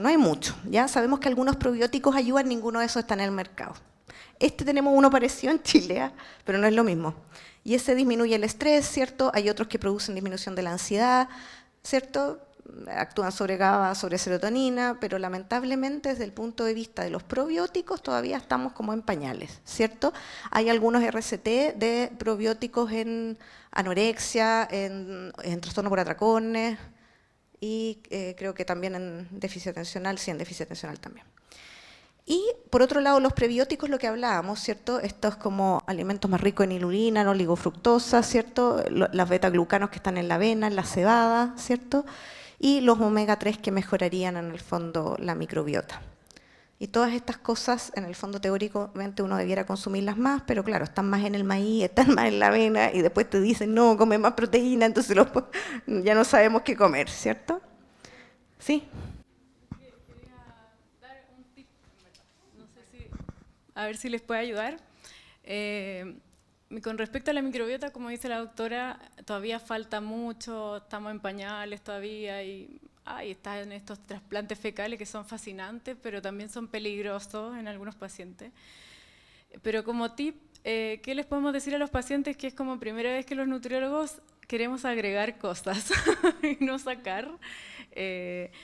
Está como el número mágico, que hay una pareja que ha estudiado harto microbiota y ellos señalan, además de la dieta mediterránea, que a veces puede ser difícil como conceptualizar para el paciente qué es una dieta mediterránea. Bueno, usted le puede decir al paciente, agregue de 30 a 40 plantas a la semana. ¿Qué significa eso? Claro, suena como un número así como terrible. Con eso vamos a mejorar la diversidad microbiana. La cantidad de fibra, eso significa, por ejemplo, me comí un pebre. Pebre tiene cilantro, una planta, cebolla, otra, tomate, otra, ají. Tengo 4. Listo. Aceite de oliva, 5. Ya tengo 5. Entonces, si tú llegas a 30 plantas, 40 plantas a la semana, es muy probable que si tienes una disbiosis o tienes, bueno, no estamos hablando de SIBO acá, SIBO es otro tema, ¿ya? Y no todo es SIBO, porfa. Y en el fondo ahí podemos mejorar bastante la variedad microbiana que va a dar una salud microbiana y va a mejorar este eje intestino-cerebro. Así que eso. Mira, imagínense aquí. ¿Ah? Sí.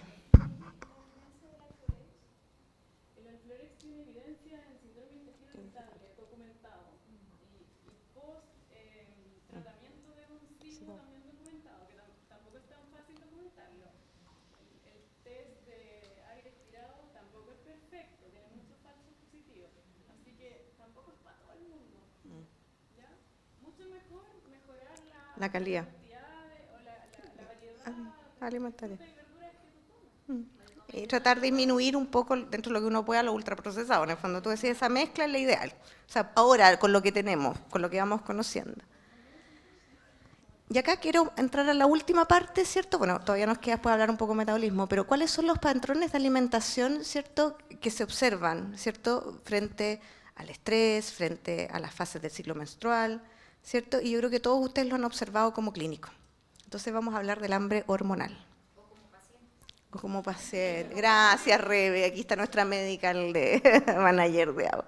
Claro, ahí comprometida con el paciente. Me encantó. Eso a mí me pasaba antes cuando menstruaba, que cuando me iba a venir la menstruación me daba hambre Hambre de de... los dulces. Y ahora yo decía, qué raro, este antojo de lo dulce. 2 días después, pum, me venía la menstruación. O sea, Tal cual. Vamos a ver por qué. ¿Ya? Y en el fondo entender que tanto el apetito como la saciedad y también la distribución de la energía y de la composición corporal está determinada por hormonas gonadales, ¿cierto? Ya hablamos de la insulina, así que no vamos a volver a repetirla, vamos a hablar ahora de las hormonas sexuales. ¿Ya? Y acá tenemos estrógenos, progesteronas y andrógenos, y hay que entender que estas hormonas no son solo reproductivas, sino que también tienen una función muy relevante en el metabolismo energético del cuerpo. Es decir, no es lo mismo ser hombre que mujer. Eso es lo que les estoy queriendo decir. Desde el punto energético, nada que hacer. Y en muchos otros sentidos tampoco. ¿Ya? Actúan directamente a nivel hipotalámico en el sistema nervioso central y tienen receptores específicos que las reciben, las abrazan, ¿cierto? Un poco. Y van a modular este sistema, este balancín, entre hormonas dependientes de proteína UGUTI, neuropéptido I y neuronas POMC. ¿Qué es lo que hacen los estrógenos? Los estrógenos son nuestro gran ojo protector, vamos a verlo más adelante, ¿cierto? Son un protector en el sentido de que aumentan la acción de los GLP-1 y por lo tanto, y también actúan aumentando la sensibilidad a la insulina. ¿Ya? Esto es muy relevante porque finalmente lo que determinan es un efecto que es anorexígeno por múltiples vías, ¿cierto? GLP-1, insulina, pero también mejoran la sensibilidad con la cistoquinina y, por otro lado, disminuyen el efecto de la grelina. O sea, todo lo que hacen va a conducir a una mayor saciedad.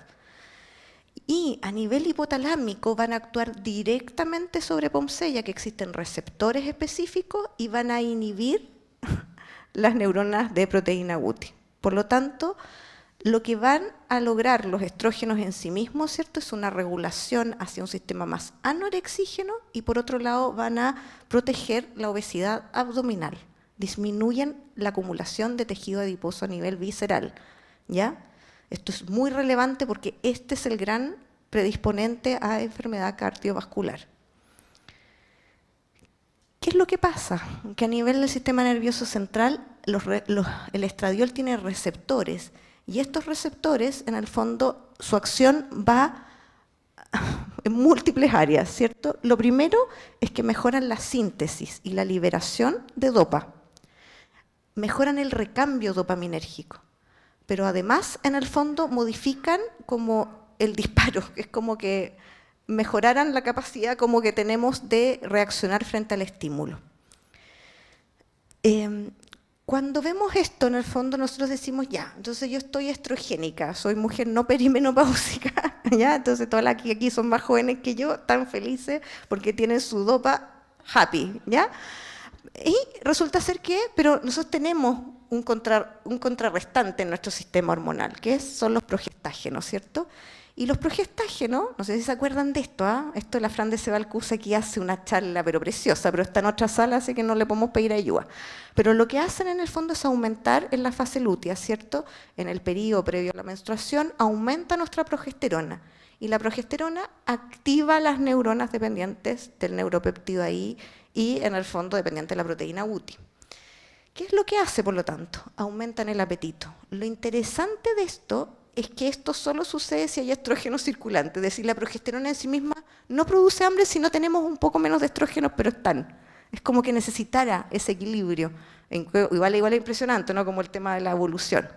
Y lo que hace es buscar como una apetencia por hidratos de carbono. Como que la mujer que sabe, ¿cierto?, que pasó la fase de ovulación y no sabe si está embarazada o no, antes de menstruar, como que dijera, ¿tendré que acumular o no? ¿Iré a menstruar o no? ¿Tendré que acumular reserva? Ya, voy a comer.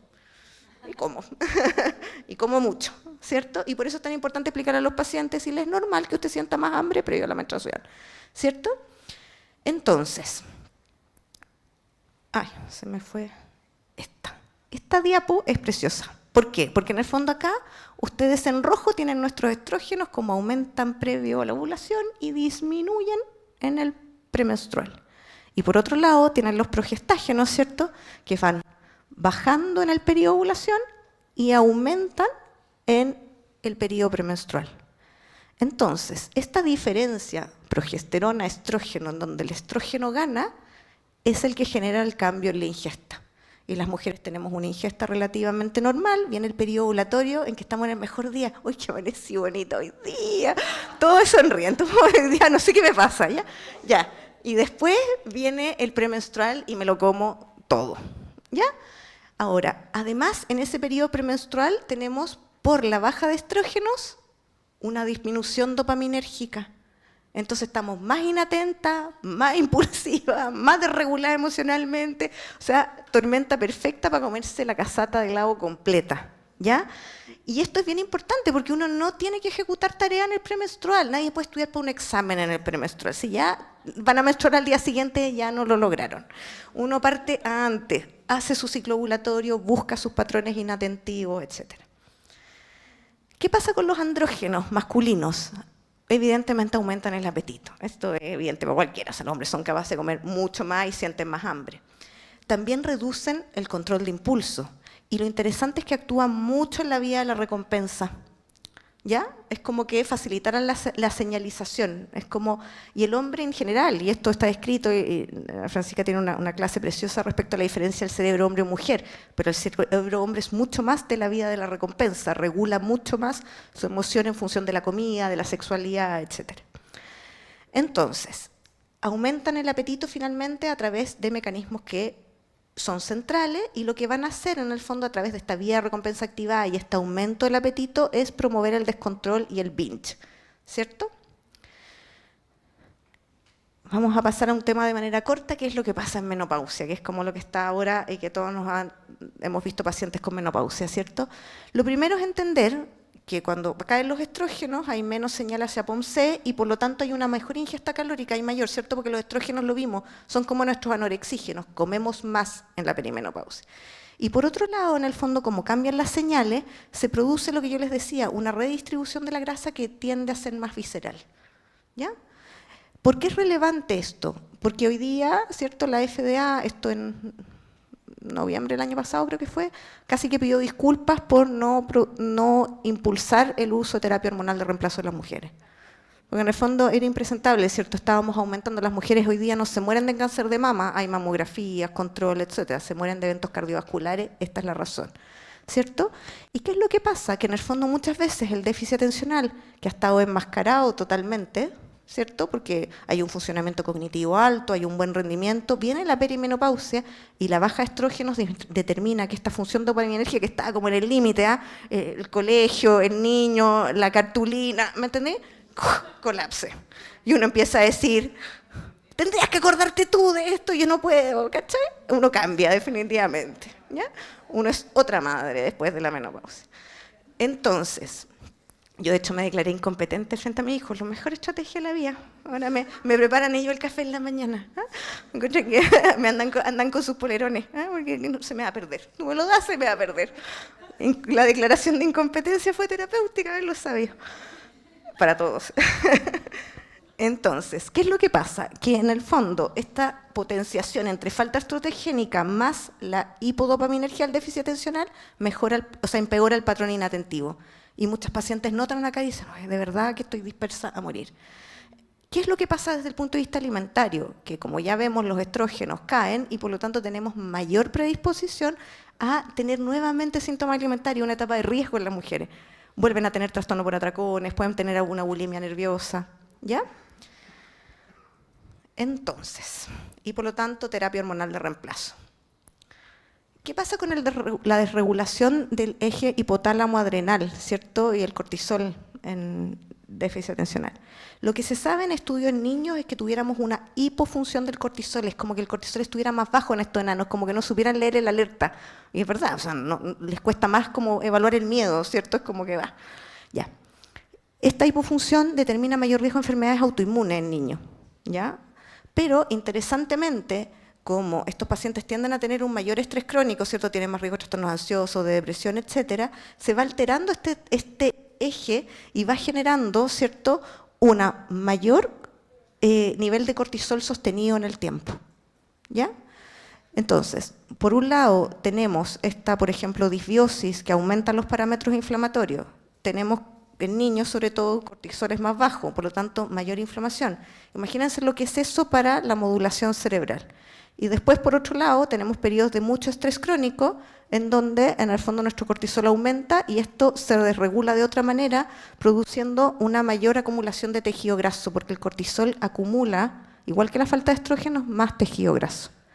Entonces, a más tejido graso, más inflamación, ¿ya? Entonces, es un circuito reverberante en donde este grupo o este subgrupo de pacientes están más expuestos.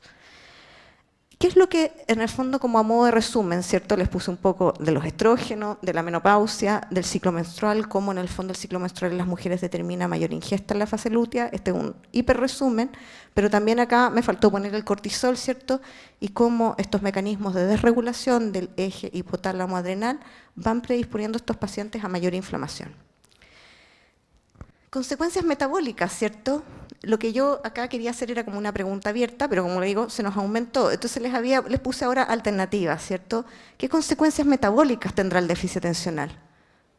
Evidentemente, después de esta clase sabemos que tiende a más conductas alimentarias desreguladas, que hay alteraciones de la saciedad. Y después de escuchar al doctor Alonso, sabemos que hay mayor riesgo de síndrome metabólico. ¿Es así o no es así? Sí. Si nosotros miramos la población general, hoy día sabemos que la población normopeso es la mínima, ¿cierto? Tenemos casi un 40% de la población, 42 creo, en Chile sufre de obesidad. Si nosotros tomáramos solamente a los pacientes con obesidad, lo que nosotros veríamos es que más o menos un cuarto de esos pacientes pueden tener el diagnóstico de un déficit atencional. Y que esa prevalencia aumenta mucho a mayor IMC. Si tenemos IMC mayor a 40, las prevalencias pueden llegar hasta un 38%. Por lo tanto, yo tengo un paciente que sufre obesidad, tengo que hacerle un screening de déficit atencional. Por todo lo que acabamos de ver, porque ¿cómo va a regular la conducta alimentaria si efectivamente tiene una desregulación a nivel del sistema nervioso central? El año pasado, por primera vez escuché a un nutriólogo internacional decir la obesidad es una enfermedad del sistema nervioso central. En ese momento yo me emocioné, casi lloré. Un momento emotivo para mí después de 20 años. Y acá les muestro lo mismo que puso el doctor Alonso en su speaker, ¿cierto? Lo de arriba, en el fondo, es el riesgo que tienen los pacientes con déficit atencional de tener obesidad. Estos son estudios multicéntricos, ¿cierto? Enormes, miles de pacientes seguidos. ¿Qué pasa si yo trato al paciente? Inmediatamente esta curva cambia. Es decir, un paciente con déficit atencional tratado tiene menos riesgo de tener sobrepeso y obesidad. Y con esto, insisto en lo que dijo el doctor Alonso, esto no significa darle psicoestimulante a gente con obesidad, esto no es tratamiento para la obesidad, es entender que son patologías comórbidas y que es necesario tratarlas para mejorar el pronóstico. ¿Por qué? Porque si tenemos un paciente con obesidad central, obesidad visceral, esto va a determinar una mayor neuroinflamación. La grasa en sí misma, visceral, es metabólicamente activa, produce más interleuquinas, produce más TNF y por lo tanto produce inflamación a nivel sistémico. Pero a nivel del sistema nervioso central se produce también inflamación en hipotálamo, ¿ya? Una resistencia. ¿A qué? Primero, en el fondo lo que tenemos que ver es que estos pacientes que inflaman el hipotálamo producen más resistencia en varias áreas. Empieza a funcionar mal el sistema de regulación de apetito y saciedad. Cuando hay inflamación, regulamos mal. Dañamos nuestro propio sistema de regulación de apetito y saciedad. Entonces, y esto es súper importante, porque cuando uno recibe a un paciente con obesidad, yo creo que me estoy quedando sin batería hace rato. ¿Por qué? ¿No? ¿No tenemos otro? No importa, no se preocupe. Ya, estamos muy relajados. Entonces, estos pacientes con obesidad es bien importante porque en el fondo hay que entender que este paciente nosotros lo recibimos con un cerebro inflamado, con un cerebro desregulado, ¿ya? Entonces, decirle, mira, tú vas a hacer este orden, vas a comer yogur en la... O sea, hay que entender que estamos frente a un paciente que tiene una predisposición a pensar distinto, ¿ya? Entonces, ¿qué es lo que sabemos? Que, por ejemplo, en pacientes con déficit atencional,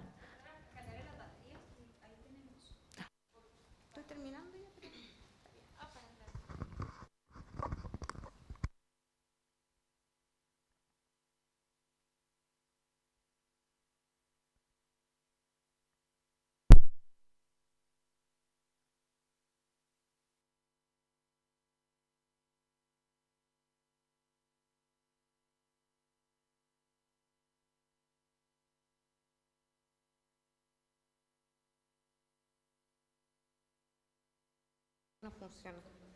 ¿Qué hicimos mal? Ahí sí, ya. Entonces, tenemos que los pacientes con déficit atencional, pensando en todo esto que hemos visto, ¿cierto? La disbiosis, la acumulación de grasa intestinal, la desregulación de los sistemas dopaminérgicos, tienen 2 veces más posibilidad que los controles de tener síndrome metabólico, que era un poco lo que les mostraba hoy día el doctor, ¿cierto? Ahora, sabemos que hay un fenotipo que es de mayor riesgo, que es el paciente que tiene déficit atencional y trastorno por atracones. Ese tiene un riesgo metabólico mucho más alto. A ese hay que tratar de identificarlo y hay que hacer la pesquisa más activa, ¿ya? Por otro lado, en el fondo son pacientes que debido a esta acumulación de grasa tienen más riesgo de hígado graso. ¿Qué es lo que pasa con la diabetes, cierto? La diabetes, lo que decía el doctor, duplica el riesgo en pacientes con déficit atencional. No se sabe bien la causa, decía él, y un poco esta clase lo que intenta es explicar esta causa. ¿Se dan cuenta? No, porque finalmente todo lo que hemos hablado nos conduce a hablar, a pensar en que tiene que haber una resistencia insulínica, ¿cierto? Y que esta resistencia insulínica evidentemente también se da a nivel del sistema nervioso central. Hay variantes compartidas entre diabetes tipo 2 y déficit atencional, y también se sabe que el uso de metformina con metilfenidato mejoraría en algunos pacientes el pronóstico. Es bien interesante eso. Entonces, ¿qué hacemos si nos enfrentamos a un paciente con déficit atencional, trastorno de conducta alimentaria y obesidad? ¿Qué hago frente a un paciente así? Lo primero es ponernos en nuestro espectro. ¿Este paciente está restringiendo? ¿Tiene una conducta compensatoria o tiene un descontrol alimentario? Porque según mi espectro es el orden de tratamiento. Si yo me ubico en la restricción, espero. Espero nutrición, espero. Trato porque sabemos que el déficit atencional aumenta el riesgo, si uno tiene una anorexia nerviosa, de perpetuarla. Pero trato una vez que es un paciente que logra comer de todo, que ya no está restringiendo, un paciente que ya lleva un año de tratamiento y está absolutamente asintomático, ¿cierto? Porque uno sabe que un 70% de los pacientes se mejoran al año de tratamiento. Entonces uno dice, en ese momento uno podría decir, ok, es el momento de tratar el déficit. Si yo estoy en una situación intermedia de conducta compensatoria o de atracón, obviamente voy a ver las comorbilidades. Y trato primero las comorbilidades. Tengo que tratar trastorno del ánimo, consumo de sustancias, psicosis, ¿cierto? Todo eso hay que tratarlo. La psicosis hay que tener ojo, ¿cierto? Lo que hablábamos, y por eso la pongo acá al final, uno evalúa y evita tratamiento, ¿cierto? Pero si nosotros tenemos o una bulimia, o un trastorno por atracones o un Grassing, el tratamiento para el déficit atencional es perentorio y rápido. Porque la posibilidad, después de todo lo que hemos visto, que tiene ese paciente de controlar la ingesta alimentaria, la desregulación, la impulsividad, es muy baja, ¿cierto? Entonces, evidentemente va a tener más fácilmente conductas compensatorias, o sea, muy mal pronóstico de tratamiento si yo no parto precoz, ¿ya? Y finalmente, cuando sumo a este factor un paciente que sufre obesidad, trato el déficit atencional, que es lo que nosotros hacemos en el equipo de la Universidad de los Andes, ¿cierto? Trabajamos cirujanos, psiquiatras, psicólogos, está el equipo de conducta alimentaria metida en el de nutriólogos, trabajamos todos juntos en la misma reunión. Entonces uno dice, ¿qué hace? Llegó un paciente con trastorno por atracones, déficit atencional, obesidad, Entonces los nutriólogos retroceden y dicen, ya, ¿en cuánto tiempo más le partamos los análogos? Preguntan. No le van a instalar en análogo. ¿Por qué? Porque el GLP-1 no va a lograr la regulación que necesita el paciente. El paciente va a comer igual, se va a descontrolar igual, va a tener una sensación de distensión gástrica espantosa y va a terminar vomitando y va a decir que a mí esto no me sirve. Entonces uno trata primero el déficit, trata el trastorno de conducta alimentaria y después instala en análogo GLP-1. Por supuesto que siempre un abordaje interdisciplinario, ¿cierto? Primero en psiquiatría el diagnóstico, déficit atencional, conducta alimentaria, el uso de estimulantes, ¿cierto? Ahí yo puse varias alternativas terapéuticas, ¿cierto? Todo esto en el fondo comprendido en un marco que es mucho más complejo que esto es solo la teoría, pero en la práctica uno trata comorbilidad y después inicia tratamiento para déficit atencional y después para obesidad, ¿ya? Desde el punto de vista de la psicología, ¿cierto? Sabemos que la terapia cognitivo-conductual ha dado una efectividad notable, terapia conductual dialéctica también, ¿cierto? Mucho coaching. Nosotros con los pacientes con déficit atencional, por ejemplo, que sí hacen grassing, no los mandamos a terapia cognitivo-conductual, los mandamos a grupo. Entonces, estos grupos en el fondo buscan un comer más consciente, menos automático y andan súper bien con menos intervenciones y, por supuesto, el mindfulness basado en la alimentación, ¿cierto? Y por la parte nutricional, lo más importante, evitar la restricción, mantener los horarios, porque a estos pacientes les cuesta, pero cuando se tratan les empieza a costar menos mantener la estructura, porque tienen una función cortical mejorada, una función ejecutiva mejorada, ¿cierto? Y, por supuesto, el tipo de alimentación que sea, lo que decía la doctora acá, lo más, en el fondo, variada posible.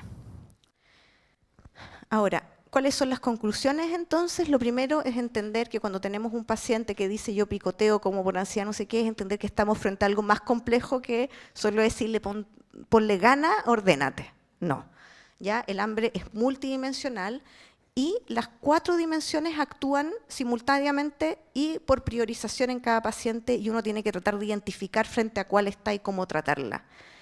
El déficit atencional es un factor modificable en el tratamiento, en el control de la ingesta alimentaria.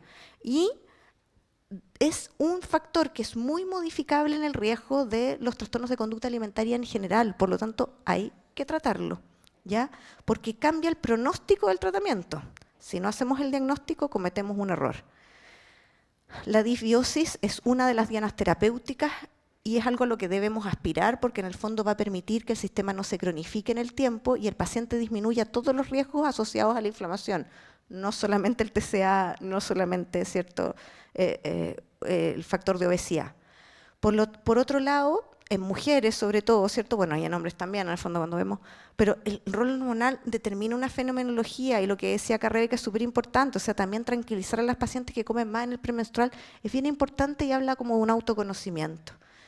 La secuencia adecuada de tratamiento requiere de un equipo, ¿cierto? Porque uno trata bien, pero si trata solo, todas las otras partes quedan inconclusas y por lo tanto hay que intentar dentro de las posibilidades que uno tenga de hacer un manejo interdisciplinario. Eso. Los dejo invitados al diplomado. Gracias. No sé si este link está activo porque van a tener que inscribirse 2027 ahora. ¿Ya? Pero cualquier cosa me mandan un correo para los que estén interesados. Más fácil. Gracias. No, doctora, excelente charla. De verdad que, a pesar de que yo soy médico, pero tengo muchos años involucrada en la industria farmacéutica y que he andado por diferentes compañías, viendo diferentes patologías y que finalmente uno se vuelve como más pathology driven, como digo yo. O sea, entonces uno siente que se especializa, por ejemplo, en interleuquinas, en TNFs, en enfermedades, qué sé yo, inmunológicas. Pero, por ejemplo, eso que usted hablaba de la disbiosis y todo, muchísimos de los pacientes que desencadenan, por ejemplo, una artritis reumatoidea, una espondilitis anquilosante, una artritis psoriásica, tuvieron previo a los 3 meses antes del diagnóstico un cuadro intestinal muy severo y posteriormente a los 3 meses les hacen el diagnóstico de una AR o artritis psoriásica o lo que sea. Entonces ahí uno ve como toda la cascada donde parte donde la disbiosis, todo lo que sufre, digamos, el paciente. Pero ese era un comentario. Pero yo en realidad tenía una pregunta en relación aquí ¿qué es como primero, si el huevo o la gallina, en el sentido de, por ejemplo, los niños pequeños? Bueno, ya yo soy una vieja de 50, ¿verdad? Nunca tuve hijos, pero en la época mía, obviamente, a uno igual le daban dulces de pequeño, daba lo mismo, y de muchos años hacia acá es que no se le puede dar un dulce al niño después de las 2 de la tarde, que no coman dulces, no... se les depriva de mucho dulce y que luego no pueden dormir, etcétera, etcétera. Entonces, ¿será que más bien esos niños son niños hiperactivos con quizás un déficit atencional con hiperactividad y entonces los dulces los estimulan más, o fue el dulce lo que los estimuló para que tengan no sé si se entiende mi pregunta? Entonces, ¿qué debe hacer uno? ¿Es real no dárselos? ¿Realmente debe tener una dieta restrictiva uno con los niños, o es mito, realidad? No fue el dulce. No, mira, la restricción alimentaria, porque en el fondo acá tenemos que separar temas. La restricción alimentaria en general en niños genera trastornos de conducta alimentaria. Entonces, lo importante al niño es psicoeducarlo respecto a comer de todo, ¿ya? Comer de todo en forma moderada, ¿ya? Y cuando yo te digo comer de todo, es tener más disponible en la casa alimentos menos procesados. ¿Me entiendes? No vas a tenerle, porque obviamente entre lo que acabamos de hablar, ¿cierto? De la dopamina y todo, o sea, entre tenerle una galleta, ¿me entiendes? Y tenerle una manzana, todos vamos a elegir la galleta. Eso no tiene que ver con que mi hijo es ansioso, no. Entonces, elegir alimentos variados, de buena calidad, idealmente con menos de 5 alimentos contenidos en el envase, ¿de acuerdo? Menos procesados. Pero cuando el niño está expuesto y va a un cumpleaños, es un error garrafal restringir, o no comprarle huevitos de chocolate, o comprarle unos malos huevitos de chocolate para la Pascua, porque nadie se los puede comer. Entonces, uno ahí, en el fondo, hace un trabajo como buscando un equilibrio, porque la microbiota no cambia por comerte un huevito de chocolate. Eso no modifica microbiota. Si tú lo haces sostenidamente durante una semana o 2 semanas, sí, se empiezan a producir cambios, ¿ya? Entonces, el azúcar no es tóxica, pero depende de los momentos, ¿ya? Y por otro lado, los alimentos azucarados sí han demostrado que efectivamente predisponen a riesgo de una disfunción, tanto serotoninérgica como dopa. Entonces, a los niños chicos efectivamente les cuesta más dormir si comen alimentos azucarados, por lo que acabamos de ver. Eso es real. Son cosas distintas, ¿me entiendes? Entonces, cuando tú le das un alimento dulce, tienes que asumir que vas a tener un hijo un poco más inquieto, un poco más irritable. Los estudios, y en el fondo esto es lo que vamos a ver con el doctor Sumaeta en la revisión del tratamiento, es que dieta, ¿me entiendes? Porque hay estudios que demuestran, no sé, porque los colorantes han aumentado el riesgo. Ojo, todos estos trabajos no han sido fáciles porque la industria alimentaria va súper en contra de esto. O sea, en el fondo, todos estos cereales azucarados, brillantes, lo que buscan es vender, ¿cachai? Y son muy adictivos. Pero efectivamente hay algunos estudios que demostrarían que los colorantes tienen alguna efectividad, pero la evidencia es baja, ¿ya?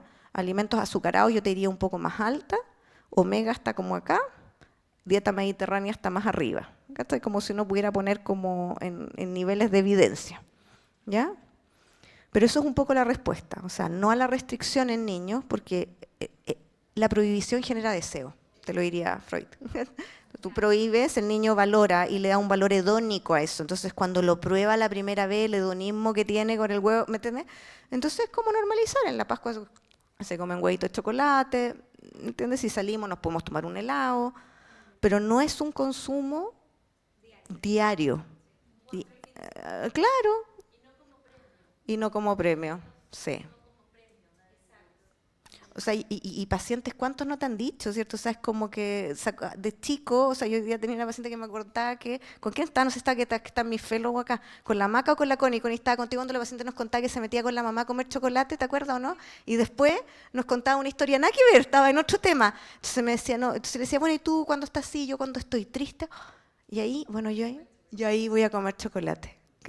Se los busco. Entonces se vendía en el baño con la mamá a comer chocolate. Y la mamá, ella tenía una relación de apego ansioso con la mamá, entonces no quería ir al colegio. Entonces para ella su seguridad máxima era, la mamá se había muerto, la sensación de volver a comer chocolate.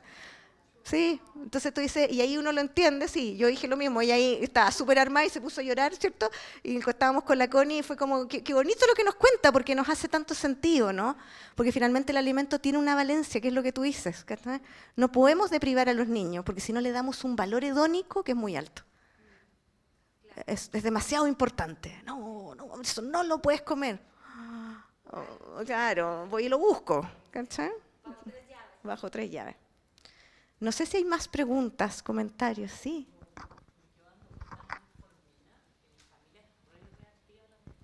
¿Ya?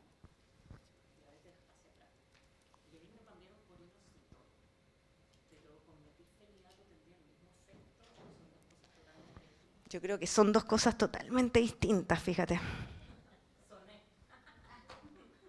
Lamentablemente, pero te lo puedo buscar. Mira aquí, porque es un tema interesante y no lo leí. Entonces me dieron ganas de estudiarlo. Sí, pues.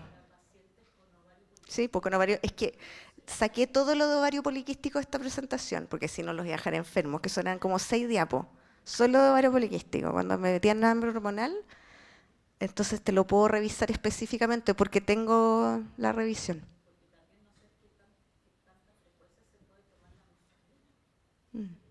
Se puede, sin problema, y saca la doctora. En tu familia no.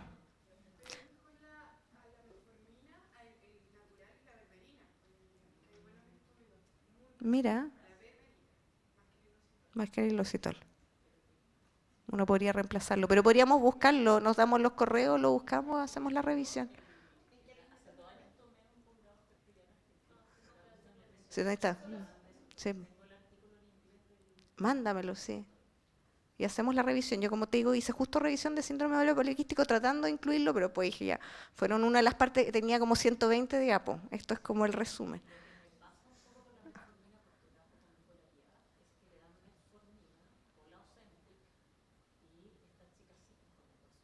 Claro, porque en el fondo si tú tienes los receptores H activados por el fármaco para la bipolaridad, no hay cómo contrarrestar función, no, ahí está, o sea, tienes que cambiarte a luración, a buscar otras alternativas farmacológicas. Sí, pregunta.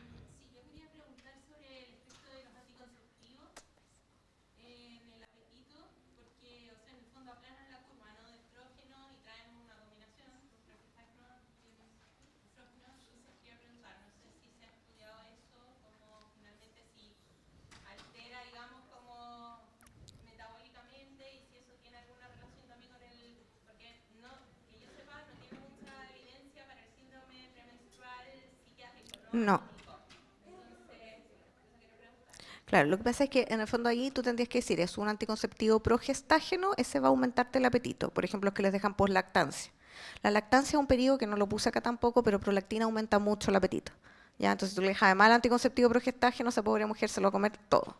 ¿Ya? Pero si tú tienes una mezcla estrógeno-progestágeno, eso lo que hace, como tú bien dices, es aplanar la curva.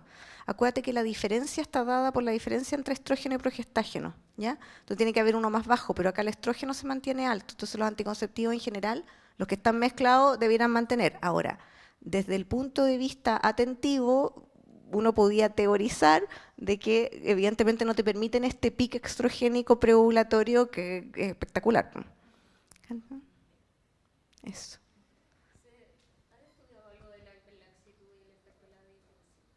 ¿De la hiperlaxitud y?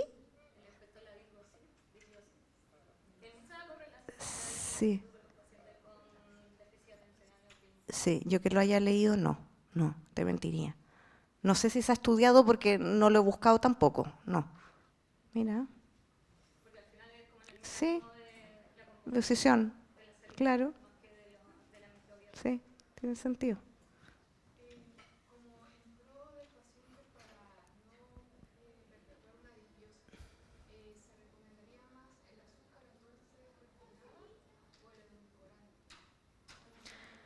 Ay, qué difícil pregunta.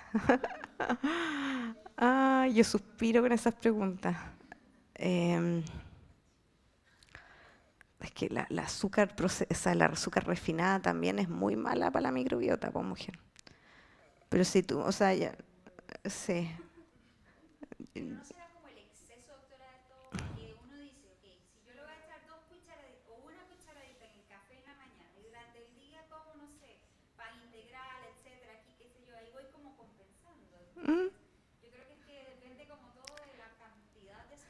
Sí, lo que pasa es que tampoco existen todavía estudios clínicos de seguimiento que comparen, ¿me entiendes? Ya, si yo le doy azúcar todos los días, porque como el azúcar fue como el demonio, sacaron todos los alimentos azucarados, po.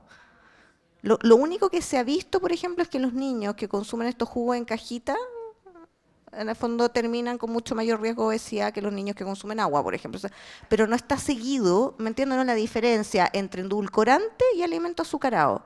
¿Por qué te lo planteo? Porque finalmente el alimento azucarado tiende a ser ultraprocesado. Entonces, a mí me cuesta imaginarme el azúcar como pura. Cuando tú me la dices en el té, eso podría ser comparativo. ¿Cachai? Porque en el fondo, si tú, no sé, pues pones una galleta ultraprocesada con azúcar o sin azúcar, yo creo que la diferencia no va a ser mucha porque son los dos muy ultraprocesados. Entonces, no sé cómo podrías tú estudiar. Claro, entonces tú me dices que es. Claro, tendríamos que hacer un estudio clínico solo con té, ¿cachai? Y me tomo el té con azúcar o con. ¿Cachai? Y ahí podríamos hacer un estudio comparativo y ver cómo sale la microbiota. Si no, no sé bien, no se me ocurre cómo uno podría hacer la diferenciación.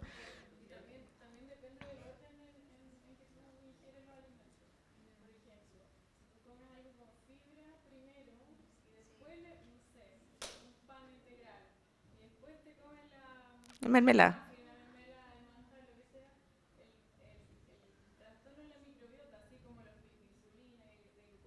Es distinto. Claro.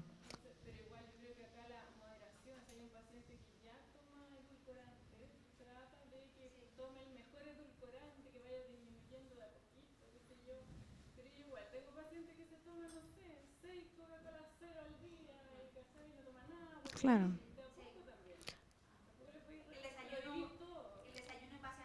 Claro, y cuando tú comes, o sea, porque en el fondo, pongamos el ejemplo de la Coca-Cola cero, que es súper adictiva, ¿cierto? Entonces tú dices, ya, tomo la Coca-Cola cero, pero yo no la como con nada. Entonces al no comerla, no hay, ¿me entiendes? No hay nada, no hay sustrato. Entonces queda solamente insulina, GLP, ¿cachai? Como activado y nada que resolver. ¿Cachai? Entonces yo creo que es distinto. Entonces idealmente uno debería decir, si la mermelada es con edulcorante o con azúcar, que sea con pan integral, ¿cachai? Como buscando un equilibrio. Claro.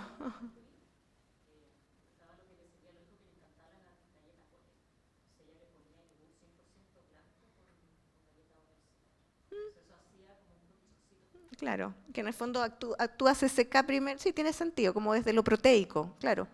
Mm.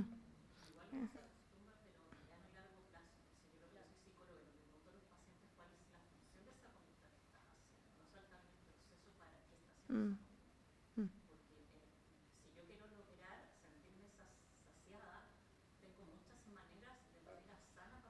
Mm. Claro, lo que hace es que en ese sentido el consumo proteico, ponte tú la activación de la CCK tiene una cosa que es bien interesante porque es grande como péptido, es muy grande. Entonces se demora en migrar y es secretada por proteína, entonces como que se demora 20, 30 minutos y pasa a los fenestrados y llega a hipotálamo. Entonces, por eso cuando uno come proteína, la saciedad es más larga, porque es como que fuera una segunda señal. ¿Cachai? Es muy divertido porque se secreta primero, pero llega al final. Es muy interesante. Eso, no sé si el doctor Sumaeta tiene algo más que agregar de todo lo que hemos revisado. Hoy que hemos revisado cosas y no hemos peleado tanto este año. ¿Ah? Después viene tratamiento. Esto va a ser peleado. Sí, esto ahí vamos a pelear más.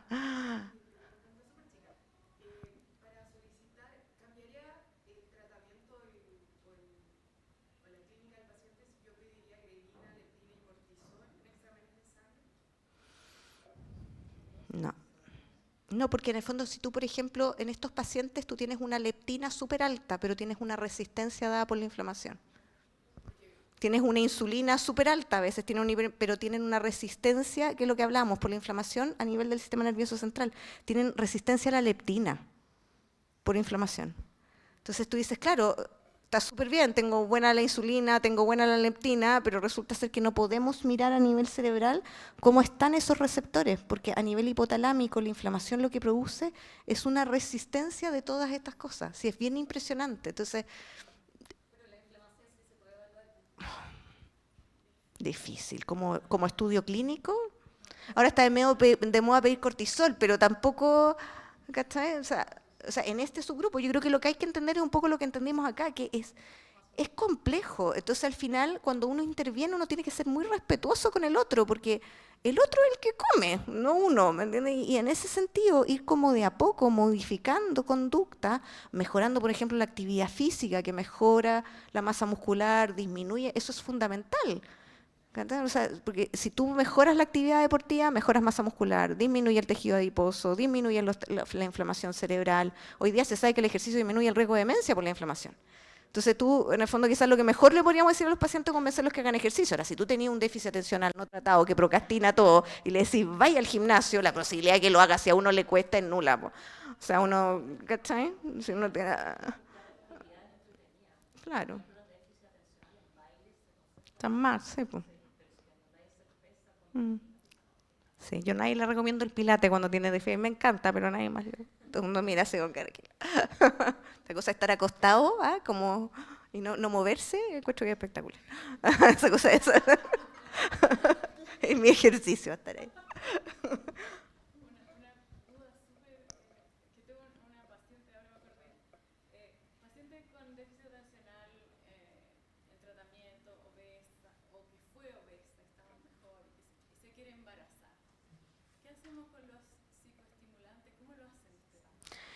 Ya, la Fran de Cebalse, lloraría con esta pregunta. Mira, la realidad es que hoy día se sabe que son usables durante el embarazo, pero depende de caso a caso. El grado moderado uno podría tratarlo con terapia cognitivo-conductual leve a moderado. ¿Ya? De hecho, estamos escribiendo una revisión para una revista que de justamente déficit atencional y periodo del posparto. Precioso.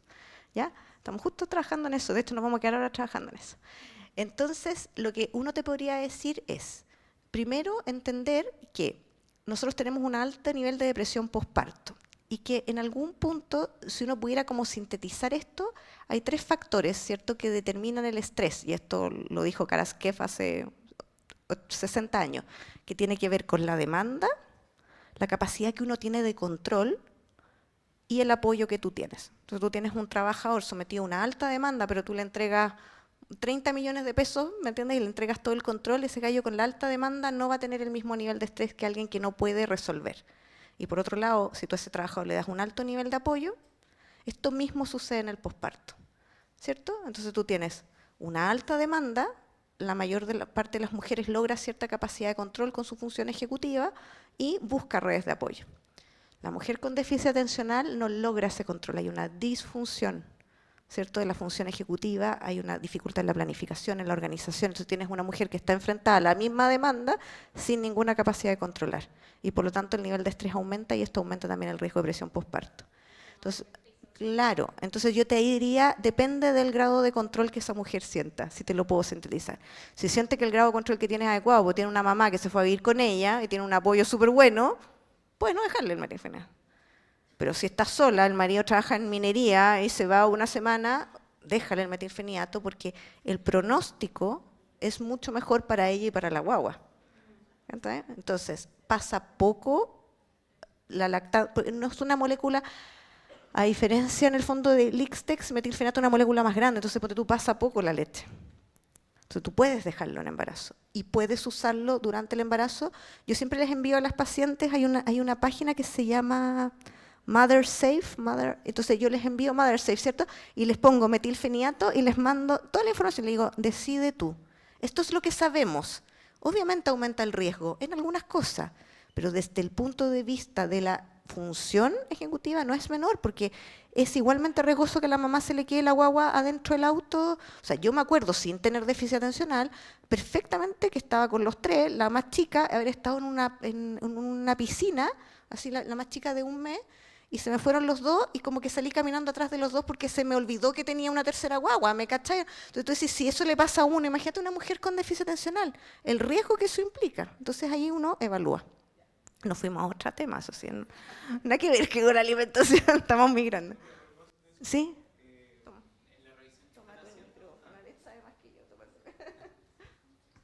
No, es que aprovechando esa que mencionaste que estaban haciendo una revisión. Claro, puede que no pase la leche, pero me preocupa claro, que pase poco. Que dentro de las vías dopaminérgicas tenemos la vía tubero-infundibular, que está constantemente frenando la producción y liberación de prolactina. Y es por eso que nuestros antipsicóticos aumentan la prolactina.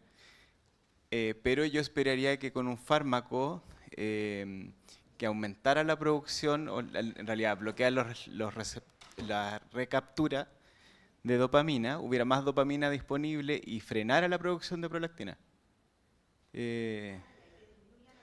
Claro.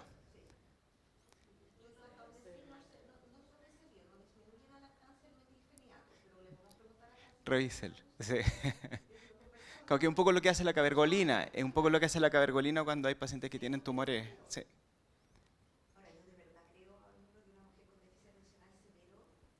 Claro.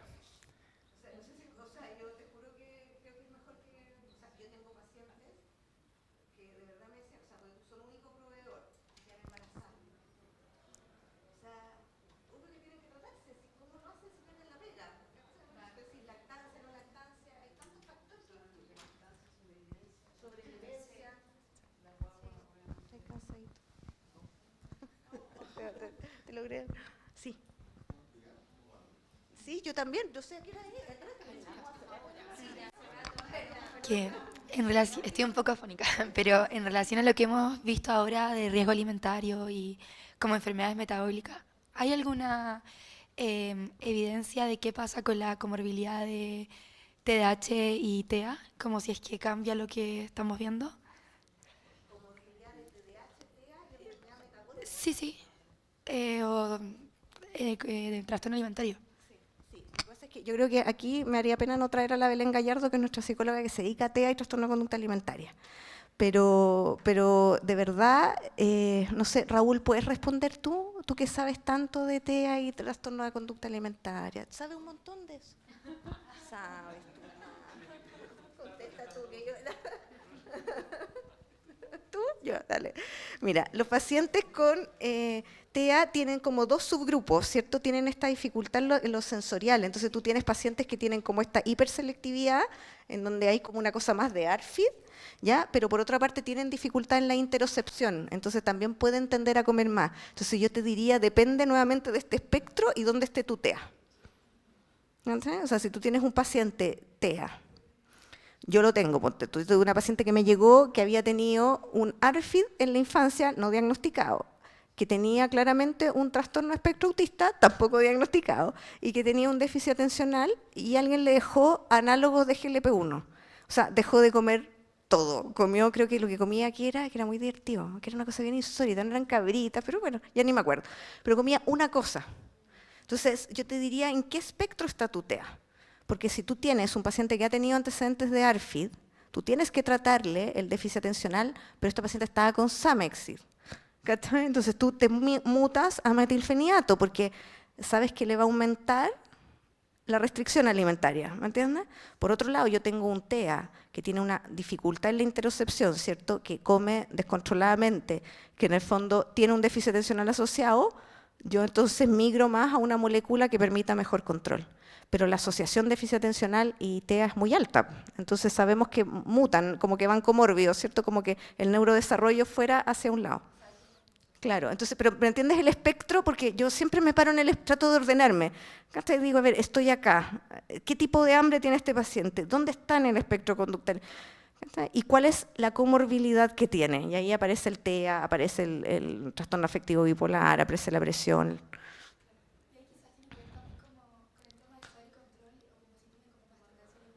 Exactamente. ¿Cachai? En el fondo, si lo tienes muy obsesivo, muy rígido, puede empeorar el síntoma. Eso. Ya. Estoy cansada, Doctora Altayo, de verdad que agradecerle esta maratónica que estamos desde las 8 de la mañana, ¿verdad? No, bueno, a ustedes obviamente por estar acá, a la doctora por semejante charla tan espectacular, la revisión que hizo es impresionante y les agradecemos a todos ustedes, de verdad que la proactividad, las preguntas, las dudas, los casos, etcétera, etcétera, que sin eso no se enriquecería la conversación. Así que de verdad, muchísimas gracias y nuevamente un aplauso a la doctora, de verdad, gracias.